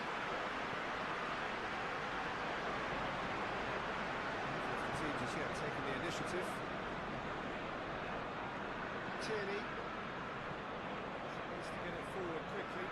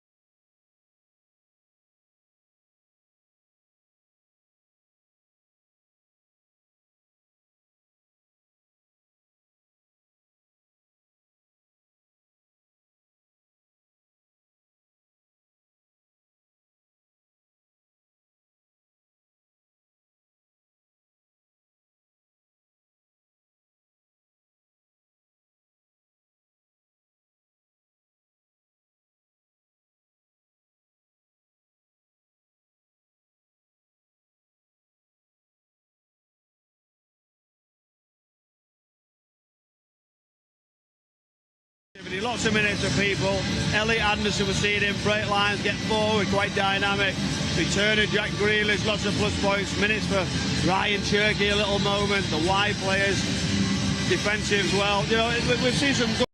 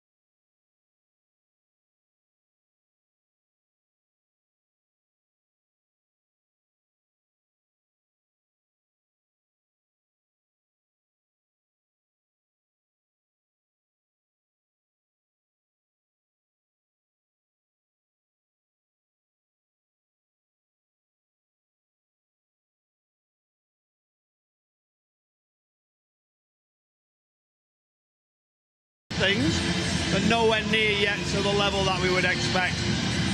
But it's only a pre-point on the lows. Build this week and let's get ready for the start of the season. Steph and I, just before you came on, were talking about how you learn from defeat, how you learn from these instances and what they can learn. I guess, what do you think we can learn from today? You're always learning. I think, you know, for many seasons at this football club, when we were winning titles, when you're winning trebles, they're still going, right, where do we need to improve?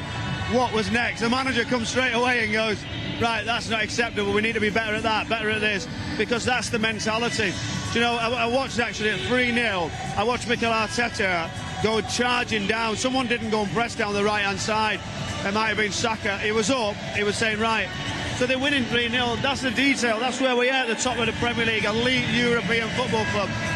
Right throughout, and it's on and off the pitch, whether it be transfers, whether it be someone else can come and help us right towards this window. That'll be something. And then the manager goes, right, there's my squad. That's what we've got, and we can build and move forward. It's been a big change. We know there's a change around, and we've got to wait and allow the time in. But I think we're in a good position. I think the squad's healthy enough, and hopefully the next week or so we get a little bit better.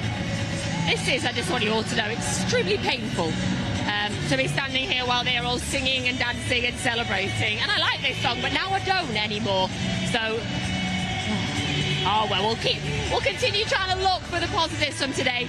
Steph, do you think anybody put in a performance today that has made the manager think, oh, okay, next you could be in my 11?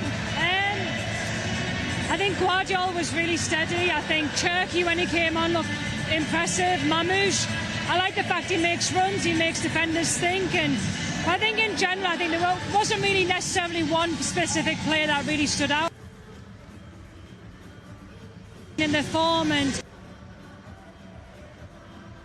different team altogether, I think, after another full week of training. So lots of positives to take from today. Don't let the result diminish any positivity and excitement that you have. Today we are at home, 2 p.m. kickoff again. Have a new manager, but of course Bournemouth have been so tricky to play against in the last few years. What do you think though of the... Well, we were there, weren't we? We started the afternoon on the beach. I remember you coming on one of your away trips. We were on the beach, we went to Bournemouth, and that was the day, wasn't it? The big expectation, is the title still on? And what they've learned over the last few seasons is to sit in and then don't they jump out fast. I mean, the counter-attacking ability, now there's a manager change, it will be a little bit different, but you would look and go, right, the foundations have been put down, we've been successful with it, the players will be in a trend and a journey. We might catch them at a good time as well, which gives us a little bit more time to adapt, to get used to it towards the end of the month. You're 2 or 3 weeks down, you just hope that you can catch a few of the teams early and then get a decent enough start. The same with Palace as well. So yeah, Bournemouth have got some good players, real attacking force with power, but they might also lose a couple. So I really find it tough to forecast at this time of year too much, and you'll get a surprise result. You get a 3 or a 4. I said today that this game could have gone 3 or 4 either way. I said at the start, you know, but not to judge too much. That's the issue. So a great game. Looking forward to it. It'd be nice for Enzo Maresca to take his seat in the dugout. His first game. He'd be so proud to take this football club into the Premier League. Yeah, of course. I remember that. It was the last away game of the season last year as well. And of course, that time when we drew with Bournemouth, they secured themselves a place in Europe. So they ended the season with 2 wins and 3 draws, of course, including that draw with City, to get themselves into Europe. Huge achievement for a team like Bournemouth to end up with a place in Europe. But how hard is it, do you think, when you go into Europe for the first time, Steph, to juggle? Yeah, because I think with teams like Bournemouth, they were so used to playing 1 game a week. So you've got a lot of time to prepare, to plan, and I think with that mixture of having another European game with the intensity that they play and not the biggest of squads, it could affect a lot of teams that are in Europe this season. But I think what Brownie said in terms of the foundation that Bournemouth have set already with the old manager, with the new manager coming in, we've always found them really hard to play against. They've got young players that are energetic, they play counter-attacking style football, and they really hurt teams. So no matter, I think even though it's the beginning of the season, it's still going to be a really tough game for us. And I think for us it's good to have that type of game, because we now, after this game, definitely need to be like, okay, we need to improve in a lot of different areas. Let's try and predict what the starting 11 is going to be. And this will be, if we do this all season, this will be the most difficult one, because, of course, we got an indication today players are still coming back. We'll all agree that Donnarumma will start in net, yes? Well, we've got that, yeah. isn't it? Donnarumma, we've all got, yeah, I mean, I think we can dance around 5 or 6 where you sort of go, right, we know there's a core. But it must be so tough, because to start the season as well, as a manager, that's the biggest blow to the player. Unless you're one of the obvious ones that you know you're behind on minutes and you go, well, I can't really start, I'm not ready yet, it's obvious, I'm not one who can go and take that challenge, I need a few weeks. But it's the biggest blow to a player when you don't start that game. I don't know what you think, and you're like, and it's hard to recover, like, some will go, right, I'm going to prove them, and some will go in their shell. And then you've got to treat them all different, and like then it's your coaching staff going, hey, I found it interesting last season, because the first game of the season, Nori started left back. He got injured, O'Reilly came in, and he actually did the opposite, where, you know, like, okay, I'm going to take my chance, and ever since then he's kept his place. But I think for me, even looking at the back four, I think it's impossible to predict who it's actually going to start. Like, on the back four? Yeah, I think if Nunes was fit, I think Kusnov comes in centre half. I think he starts. What, instead of Diaz then? The captain? That's the biggest call, honestly. This is what I'm saying. We're going, right, Mike Gay, you sort of go, right, that can sit. But then he's got the issue with the two lefties. Can he do Mike Gay, Josko, Nico? But it goes probably to the fact that who can play 90 minutes at this time, which Guardiola would be one of them. He's just played 90 minutes a day, yeah. Diaz, Nico O'Reilly, you would imagine now after them minutes to be able to step in. And Kushinov and Nunes. After that warm-up, we don't know how long. We might have got an insight if he'd have been able to on how long and what he would have bring and what his role would have been. And then we go into the middle of the pitch, don't we? We look at Anderson, we've got Foden or Cherki. We look like the wider positions. It looks like that front three is probably going to... I think the front three is set, Okay, let's go from the back then. Donnarumma, I'm going to push you. I'm going to push you both. You can look at each other to decide. Okay, right back. I think it'll be Kusnov. I think Kusnov was edging towards his selection, but when you concede 3, Nunes comes back into the play. If he's fit. So that's ultimately where you are. You can see that.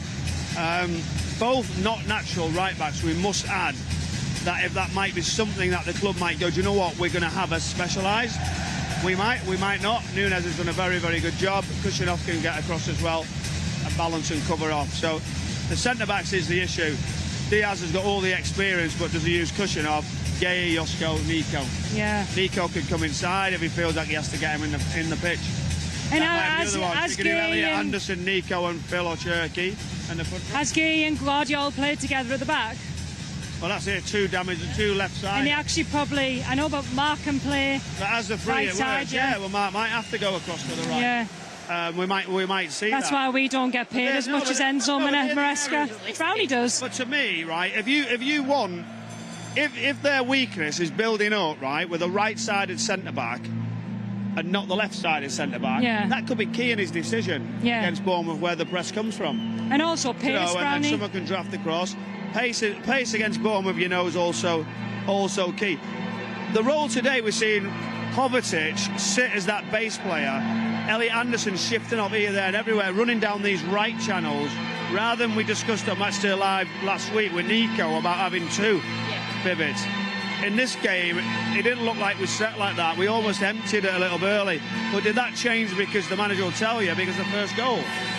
Once the first goal comes and the second goal, you have to go and chase a little bit. You have to come out and move things around, because all the planning and prep you've had goes out the window for one mistake. So that's... And so the right back is... Well, I think it's Kushinov at this moment in time. Yeah, I would say at this moment. And then the centre-backs, if he comes out when Diaz being his captain, that was a question you asked me earlier. that's a big decision when he's going to name his actual captain. Does he name Diaz anyway, even if he doesn't pick him, because he says, I don't need to pick him on this game, I'm going to use something else. And I think maybe that might be a smart thing. Might sit out because he might not be ready yet. Yeah, exactly. So, I think he just slots that forward, but Mike Gay is such an experienced player, he's going to go, I am ready. And you know what? Performances from last season and World Cup, he deserves to play in terms of consistency. But I think the captaincy is quite an interesting one. Being there and done that, not necessarily you're always going to play all the time. So you need someone that's going to be very good in and around the squad and be ready for when they're needed. And maybe that's why Ruben's probably a good pick. Ryan Turkey is going to say, I need to play. I'm ready. Find me a place. It's a tougher situation because, yes, you need the strength and depth. We looked at Arsenal, didn't we? The bench that they brought on, they had a good, strong, deep bench. We need that. But this is the hardest thing for the manager, balancing and understanding what's next. And it's impossible to go and guess what he's going to do. You can't. I know you're pushing us for 11, but these are the decisions we're giving you. You've just named every player. Well, we haven't. We're giving you the outcome of why it might be. He might actually say, do you know what, next week, I might play Anderson and he's going to just sit as being that dominant six. I was going to ask you about that, though, Turkey, and he does Phil Foden. The balance in midfield. Right, in this game at home, if it's away at Arsenal, we go, we need another one. But at home, we might go, I'll roll the dice, I'm going to go for it. You sit there, full-backs, so you've got a 3, and you've got Anderson, so you've got that 4 there who are not going too far. Yeah. And then the rest can go. But you can't concede goals at this level early. That throws, no matter what you do. You know you've done all the prep all week. Yeah. It goes out the window straight away. Okay, so are we thinking that the 11 might likely be very similar to what it was today? But we'll see. It'll likely depend on the fitness of some of the players that have been returning this week. Yeah, I would agree. I think I was going to ask you, Brownie, in terms of like the balance in midfield. Being a midfielder, do you think it's better just to have one holder that's going to just sit there, or is it going to be? Well, that depends, right? Like we've always looked, right? You can go right. There's 2 centre backs dealing with a striker. You got 2 holding midfielders in play to get out. If your full backs are empty in them spaces, both of them. We used to see them going like that. Yeah. So then the 2 can always adapt and get across. Help either side on the full backs to double up. If your wide players are going to stay up, then you need the cover with the 2 at times. That's the point. I still think you can play that defensively. Yeah. You can go all the way out and say, right, we're going to open and we're going to go back to front quicker. But that could also be a very rigid setup if that's what you want to do. Because the wide players can just drop down slightly all the while. I think that was the difference, though, was that Semenyo and Doku played quite high today. Whereas if you played a 2 then with Phil as a 10, Phil was getting outnumbered because Bruno and Miles Lewis-Skelly was going either side, whereas Elliot Anderson tried to jump, but actually the winger was coming in the pocket then. So I think if we can alter the wide position in terms of Doku and Semenyo, it would help our midfield out a lot, because I didn't feel as though we were exposed, but I think that's just because we've never played together before. We've got to be not one-dimensional in the wider position. So it's not, I think the days have gone where you go, right, we hug that touchline, the 2 wide players, and that's where we're going. These good full-backs now will go, all right, as long as I can see you, I'm fine. You know yourself, we've got to start coming inside. That's what done us on the first goal, because Calafiori, as a full-back, you're thinking he's just going to drop back in. No. He actually goes in off the shoulder. That's what O'Reilly does for us, of all times. So the game adapts, it moves, and we've got to have the continuity. We've got to have runs coming in towards Erling as well. It's all right if you've got 2 10s supporting, and you can do that, but I still think there's a little bit of balance that we're not right there. No, I agree. It's evident for all to see. That's the next step, and then having a defensive shape and set up that we cannot concede 3 goals, and we could have conceded more. Can't remember the last time we've conceded 3 goals. Calafiori over, Saka chance where he swept it wide. So they had a couple where you would say very, very good chances, to make it worse. I think they're trying to break down the celebration stage. Should we take a step forward? Sorry. We'll take a step forward for you. You're on live TV now. Give them a wave. Give the world a wave there, gents. There you go. Okay, do you know what? Let's give them a second to get the rest of it past, because there's some lovely men there that are kindly waiting to bring the stage back down. But on Thursday past, we had a City Are Back open training session, and it was wonderful to see all the squad back together again. So let's take a look back at that.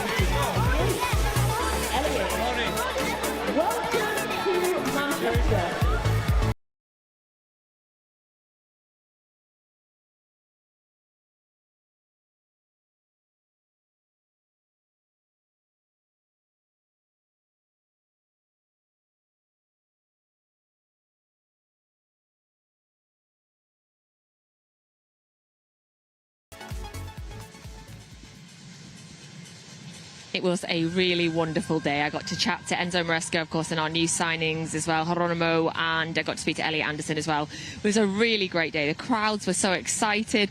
They were going around doing signatures. I thought, oh, Steph, I thought I got heat stroke at the end of it. It was so unbelievably hot. So we had that on Thursday. And then yesterday, we were back at the Joy Stadium because our women's team had a friendly against Barcelona. I was excited for it, Steph, because I think you couldn't get it stretched any more than going 2-0 down yesterday, but great fight back from the girls. I think you showed a lot of quality, a lot of what we want to do this season, and a lot of players getting minutes as well, which is the most important thing. So a real good test and another chance to improve and physically get better, and look forward to the season that's coming so soon anyway.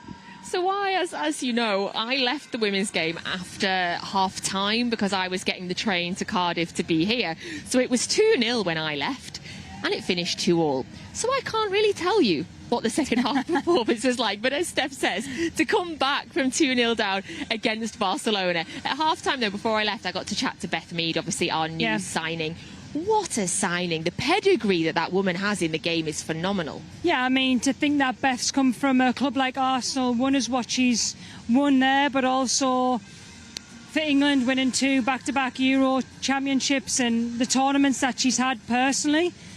I think for me as a player, it's a great addition to the squad. I think she brings experience, she brings quality, and I think with the team now in Champions League this season, it's going to be important for every player to play their part. So great signing, great girl, and I think our squad, I mean, I went to watch training a few weeks back and the girls look happy, they look fit, they look ready to go, and that's the main thing in this part of the season, is that the new signings settle in as quick as possible, and there's a great group there. I also spoke to Andre before the game, and he showed me his tattoo that he's got on his I thought arm. it was fake, you know. I went up to him, I said, is that fake? You know, one of them ones that you stick on? He's like, no, it's real. I was like, okay, fair play. Oh, it's real? Yeah, It's great. Do you know what? He was in great spirits. I thought, I'll be cheeky here and ask him and say, can I have a look at that? And he went, yeah. And he just got it out like that. So he was in really great spirits, which was he's a lovely. good guy, I think.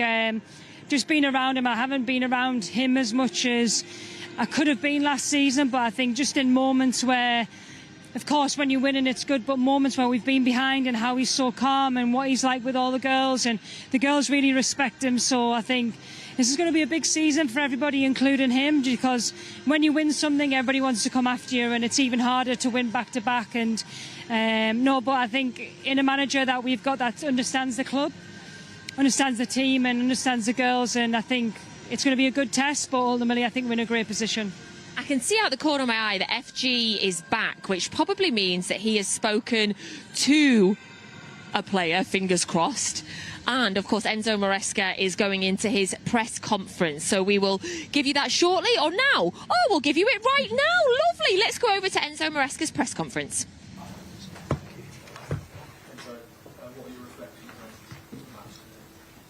I think big part of the game is in the first goal we concede. Unfortunately, after 30 seconds, we concede the first one.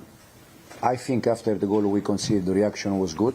Before they scored the second goal, we had 3-4 chances to score and to draw the game. Unfortunately, we missed the chance, and then with the second goal, it became more difficult. It's never nice to lose 3-0. Do you think that the manner of the 3 goals was particularly concerning to you? Do you think some of the defending was slightly easy for us? In general, I'm always concerned, even when we win games. So imagine now that we didn't win the game, but we just start. This is the beginning. We have many things that we need to do better. But again, I think it was good reaction after the first goal we conceded, and now try to reset, analyze the game, and think from Tuesday about next game. When you think about the game today, is there one particular thing that you don't like and one thing that maybe can be a good point of result? For sure, the 2 first goal we concede, I didn't like. The first one because it's after 25 seconds. And the second one, I think there was no pressure on the ball. Probably, I don't know if it's for physical condition. We had many players, probably the club with more players in the World Cup. I don't know the reason why, but for sure the first 2 goals that we concede, I don't like. And then in terms of things that I like, I think after the first goal we conceded, the reaction was very good. At this level, it's so similar. When you concede a goal and you are able to react in the way we react, was good. But again, after the second goal, I think was all complicated. Hi, sir. With the result today and the transfer window still being open, has this result made you feel that there is a need to bring in any new players before the window shuts? We knew already before the game the things that we need to do. It's not because we lost the game, or even if we were, winning the game, we were thinking different way. We are quite clear what we need to do, and for sure, as I said, we are going to do something before the window transfer close. The game was very highly contested in midfield today, where it felt maybe you were lacking slightly. Do you feel you missed Rodri's influence at all today? But I think, again, I said already, Rodri is a player that he just won the World Cup, Ballon d'Or. It's a top player that all the teams, they need a player like Rodri. So it's not about if we miss Rodri or not. I think the ones that they played today, I think Elliot was quite good. It was his first game. Matteo. But yeah, again, I think we can find many things after this kind of defeat. We just need, to analyze in the right way and think about and focus about the next one.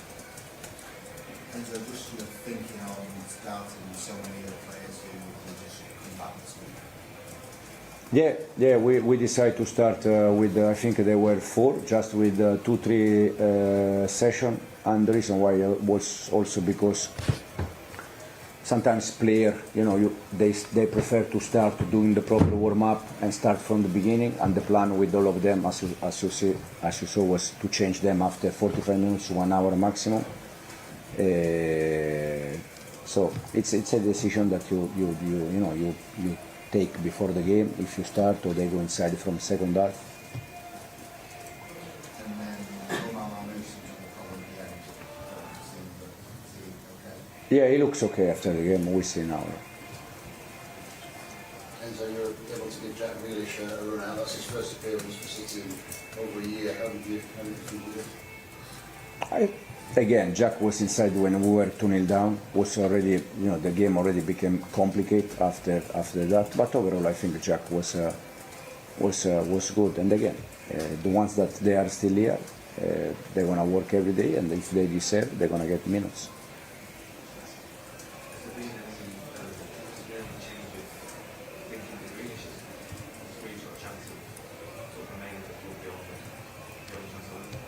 Again, at the moment, the window transfer is open, and we see what's happened. How do you feel it in terms of it seemed like it's too easy to play through the field? Okay. Was that sort of concentration thing? No, because after that the reaction was good. Before we conceded the second goal, I think we didn't concede any shot. And we had 3-4 chances to score and to draw the game. So I don't think it was a lack of concentration. I need to review, I need to analyze, but at the moment I don't think it was a lack of concentration.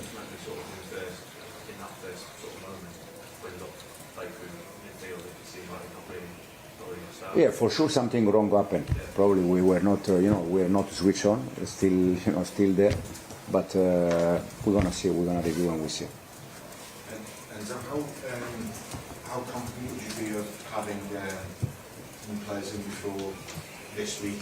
There's indications that Buadi from Lille is in discussions with you.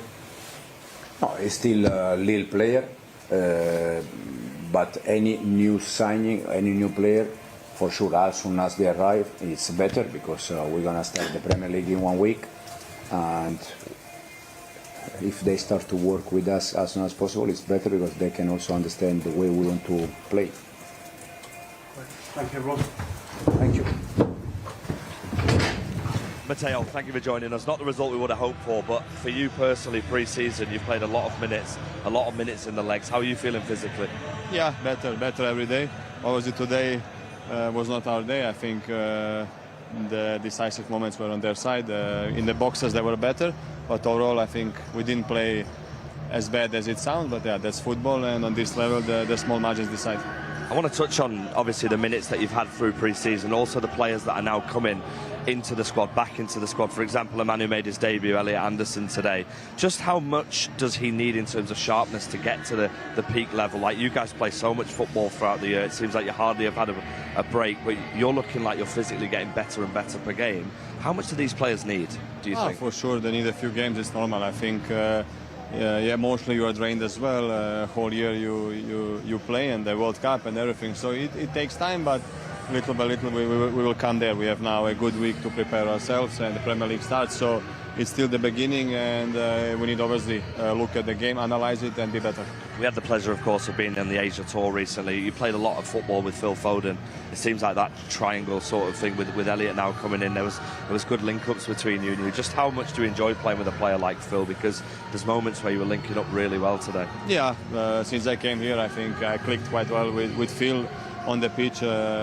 He's an unbelievable player, and when he's on his best, he's just so decisive, and we hope that he will be like he's normally, just himself and just enjoy himself on the pitch. And finally, of course, there was a lot of talk about yourself staying here. We're delighted to have you here. Do you see yourself in one of them leadership roles in the future? You seem like you're a leader. You've had an incredible career as well. Just what does the season look for you personally? Yeah, it's a different role. I'm one of the oldest now, and it's something different for me, but obviously it's nice to be one of the leaders, to I try to be leader on the pitch by example, and we have some great leaders here with Ruben, Erling, and some great players. So we're a group that is quite together, and we need to be obviously better than today. And finally, of course, Bournemouth, the next game, the start of the Premier League season. Just what does it feel like going into that season, knowing it's a long season ahead? You're now chasing the title against the team that we've just played against today. What does it feel like for you at that point? Excitement again. You play for one of the best teams in the world, and just the excitement to try to win it again is something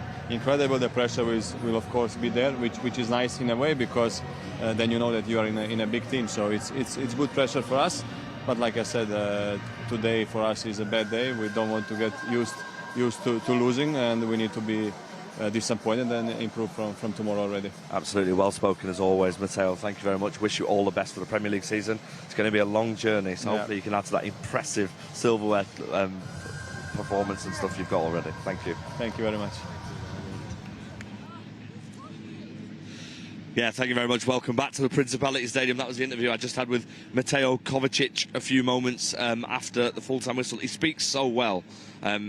He's been there, he's done it. People forget about the incredible career Mateo Kovacic has had. Incredible. And do you know what? He's happy to speak, come out and obviously explain the situation where we weren't good enough, what we needed to improve, what's next. And he was over in the cup final, didn't he? At the end of the season, when we'd won, he was right there, telling us all about it, very cool and calm. And that's what he brings, to this football club. He's got great experience, won everything, very level, very mature. The way he conducts himself as well is first class. So it's always good, and it's always somebody you want to listen to. You take note with everything he delivers for you. Yeah, absolutely. We'll continue speaking about that full-time result here from the Principality in a moment, but a bit of positive news then for Manchester City, because throughout the CFA they do so much incredible work. Well, the under-18s kicked off against Liverpool yesterday, and they got the 2-1 victory, a goal from Archie Thornton, who scored the second, and the first goal was Teddy Lamb. Now, if you're tuned into Manchester City and Manchester City Academy, Teddy Lamb loves to score goals. We can see the clips of the goals going in. He loves to score goals. He's very animated. There he is. There's a knee slide from him as well. He is enjoying his football, and he's a player definitely to watch as he rises through the ranks. We see so many players go from our under-18s to our EDS and then end up in the first team setup. Teddy Lamb is definitely one for the future, as is Archie Thornton. The Liverpool goal was a penalty, a consolation goal. They were 2-0 down at that point, but a fantastic start to the proceedings in the under-18s Premier League North season by Manchester City, beating Liverpool 2-1. It's always nice, the rivalry's there. Whatever age, whether it's the under-12s, the academy, right up to EDS, it's always tough games with a little bit of spice, a little bit of something to go. So yeah, great win for them, good start, and the amount of players coming through our academy is absolutely sensational. Just keep delivering, and it's a hard pathway at times, and pre-season brought a lot of them getting minutes, and then we'll see the loan market come into play. I'm sure that hasn't finished. There'll be a few more to go. But yeah, a lot of the clubs are queuing up to take them to try and develop the careers. Well, I mean, it's absolutely incredible. But as you say, our academy is genuinely fantastic. Alexander Robertson, Cardiff City player, was here today in the crowd. He's a Manchester City academy player, and he was just saying, look, this is the reason I have a career. This football club is the reason I have a career. So, of course, if I can support them, I can. We've got a game against Wrexham tomorrow. A Wrexham side which includes Callum Doyle, another member of the Manchester City Academy. Do you know what? That's why you've got a career, is it? Do you know, you said you come through the ranks, get your career. I've got a career. Made it, don't you forget? You're getting a bit carried away. Yeah, but we know I've helped you along the way. I've never eased you into the situation. It's an absolute pleasure to be back. Yeah, it's pretty good. It's great, isn't it? We're back. You, yeah. I know the result wasn't great, but you know what? We've got to look at the positives, right? A great season ahead, a really competitive one. I'm really looking forward to it. It's a fresh start. I mean, we've got to say, right, Pep was unbelievable. Now it's Enzo Maresca. Now it's the new side. Now it's the new team. And I'm really looking forward. Lots of challenges. We've got the teams coming up. We're going to have to really battle and do well. They're generally looking and saying, are they going to go down that European mid-place and the Champions League and at the top of the Premier League? What are we going to see from Spurs? What are we going to see from Chelsea? Liverpool, a little bit of uncertainty. Our neighbours across the way feel like they're in a better position to go and challenge. Arsenal look solid, not just because of today, because of their development over the last few seasons that they've been there. And we can go on, can't we? I think it's going to be a great season. But also, FGs, we don't know where we are until that transfer window. I know I keep saying it. And then you know exactly what squad you've got and what you're going to come up against. And you always go, right, we've got to do predictions for for lots of the media outlets, FG, and you sort of go, right, who's your top 4? And you're like, well, how can you pick it yet? Because we don't know what's left.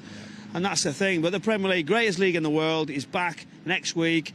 And we get up and running, and it's a great game to start with. Absolutely, and going on from what Enzo Maresca said, he can't wait to go to the Etihad. You know, first game, Bournemouth at home. From a Manchester City's perspective, to kick off the season at the Etihad, the brand new Pep Guardiola stand is there as well. That'll be full. The atmosphere will be brilliant. And then we go to Crystal Palace on a Friday night. Our first away game. I'm looking forward to that of the season. Yeah, I'm looking forward to being there as well. Go on, say it. You know I'm not there, don't you? That's the thing. You know I'm not there. I can't make it. You know, when you book a holiday a year ago, you don't know the fixtures are going to be unkind for the away game. So, listen, I don't miss many, do I? You don't miss many at all. We're going to miss. I tell you what, we're going to miss you whilst you're there. But it's good that you. It's good that you have a little bit of a break before the long season, because there is so many games, and this group of players will be aware that there are 2 games a week potentially at points. The international breaks are slightly longer this season. Isn't it? So we need to get a good start, don't we? Those couple of games. Do we catch Bournemouth on the hop in transition? Crystal Palace as well. Yeah. Yeah. So closely by a Coventry side, if I'm not wrong. That comes spot on, absolutely spot on. With it being that international break, which is slightly longer, so for the people who are watching the show and aren't quite up to date, the international break's around 3 weeks now, I think. Brownie, you'll be going somewhere exotic, are you? Well, I'll be trying to go with you, mate. Next time we'll plan it. Next time we'll plan it and go somewhere. I've not got anyone for September yet, so well, there you go then. Because I'll be finding some games somewhere to go and cover. From a preparation perspective, for when Enzo and his coaches are looking at that, and there's potentially, we're so blessed that a lot of our players will be on international duty, but will he use that to sort of perfect his craft with the players that are still here, get them up to speed? The players who go away to international break, no, I think you can't. Because unfortunately we're at a club where I've got too many internationals. But what you do, it gives you a time to maybe go back and go, right, we're going to reflect on what's just happened, and you can go away and focus and rebuild a plan if needed to make you better in that space where the game's thick and fast doesn't allow you. I think that will be the point, but you can't get any players on the grass. Yeah, that's very true, actually. Well, listen, I mean, one thing that's for certain this season's looking very, very good. 9 out of the 20 teams have got a new manager, which is absolutely incredible for a start. I'm trying to think of the 9 off the top of my head. We've got Newcastle United, of course. They've got a new manager. De Zerbi's not a new manager anymore. Do you know what the 9 are? Well, he still is. I still think he's a new manager. Come on. Yeah, you've got to be honest with that. He is a new manager. He's again building. There's a new team. They've reacted quickly, Spurs, haven't they, in the transfer market? Might be some more still to follow. But yeah, reactions, bounces, there's going to be dramas, there's going to be highs and lows. There's going to be a little bit of one of those, right? Are we going to struggle, then we recover, then we win some? But it's the Premier League. There's no room for error. Being on the road and having the pleasure of travelling with you so much, and one thing I've realised through your mentality, obviously you've had an incredible career, there will be ups and there will be downs this season, and we're going to be following it all along here on Matchday Live. Every single week when Manchester City are playing, there will be a show. But Brownie, like, a word for the people who are watching the show. I mean, because from a fan's perspective, it's so easy to sort of get really, really down about results like today, which, by the way, you're well within your right to be upset about. But there is going to be so many ups and so many downs, and it's about being there towards the business end of the season. Am I right? Because that's what Pep sort of did. That's for where so it comes. long. Yeah, that's where it comes. I think that is the journey as well. Is like, as a fan, as a player, you know, as people involved in football, you have to realise it's not always a smooth ride. I think psychologically with players, you don't get picked. How do you adapt from that? What's next? You just get on another day, get back to doing the basics. And we've been very, very spoilt at this football club for a long period of time. So if you don't win how hard was it to lose the Premier League last season? It was very tough, wasn't it? We were sat there, but, you know, we build again. We're still in the mix every single season, and we'll be around it again at the end of the season. That's ultimately what it is. And at times the squads need to redevelop and re-gel and energise, and you come back and it keeps rotating, and some people get a march on you and it goes the other way. But it's again, I think, a consistency and a level of performance which I believe this football club have. They have a strategy to stay and just keep focused and keep not sort of reacting when things don't slightly go your way. What does it look like then for this group of players going into the next week? I spoke to Mateo Kovacic, like I said, and there was a bit of excitement there. He said we've got a week to prepare. What is it like, Brownie, going into that week of the season, especially after a game like this where you think, OK, we're nowhere near sharp enough where we need to be? Does that mean from a coach's perspective or from a player's perspective there's more running next week, there's more action with the ball next week? I think there'll be still some fitness, but I think it's coming... we just discussed it before when you went off to do some of the interviews. It's about finding a formula within your players, who's fit, who's got pace, who's not, against the opponents that you've got coming. That's the balance of this week. You should have already had enough of the structure regards to how you want to play. You can deliver that quite quick. And the players who've not been in could have maybe been given some of that situation, what we believe in. You can send them in a day, you can read about it, you can have little small clips. You know, they don't have to be physically on the grass to go and take that away. You can send them at home at night when you're away on a travel, when on trips. And then it's just finding that right solution about beating the next opponent in line. It's occasionally you can forecast to go a little bit further on, you know, like 2 or 3 games time, but generally, you know, you're looking ahead for the next one. We are indeed. Listen, I mean, this is the start of something very special, hopefully, this season. Thank you for joining us for the first match day live in the UK, shall we say, because we started it, we never stopped. We had the Asia tour as well. And Brownie, thank you very much. Absolute pleasure as well. A massive thank you to Steph Houghton as well, Manchester City legend, and Natalie Pike as well for that incredible work they've done. But from the Principality, we're checking out, but we're not leaving you straight away. We're going to let you hear from our manager, Enzo Maresca, who spoke exclusively live to us. See you soon. Hi Enzo, not the start you wanted obviously, but what are your thoughts on the performance in general? Yeah, absolutely, not the start we want. I think the goal we conceded after 25 seconds, 30 seconds affect the game. But even with that, after the goal, we react in the right way. We create 3-4 chances to score and to draw the game. And then unfortunately we concede the second one and become all more complicated. It's good to get some minutes in the legs of the players coming back from the World Cup. How do you think they took it today? Yeah, we know that we are, you know, the team with more players involved in the World Cup. Some of them, they started just 2 or 3 days ago. It was important for them to get minutes and be ready for the Premier League. And Elliot Anderson, of course, making his debut today.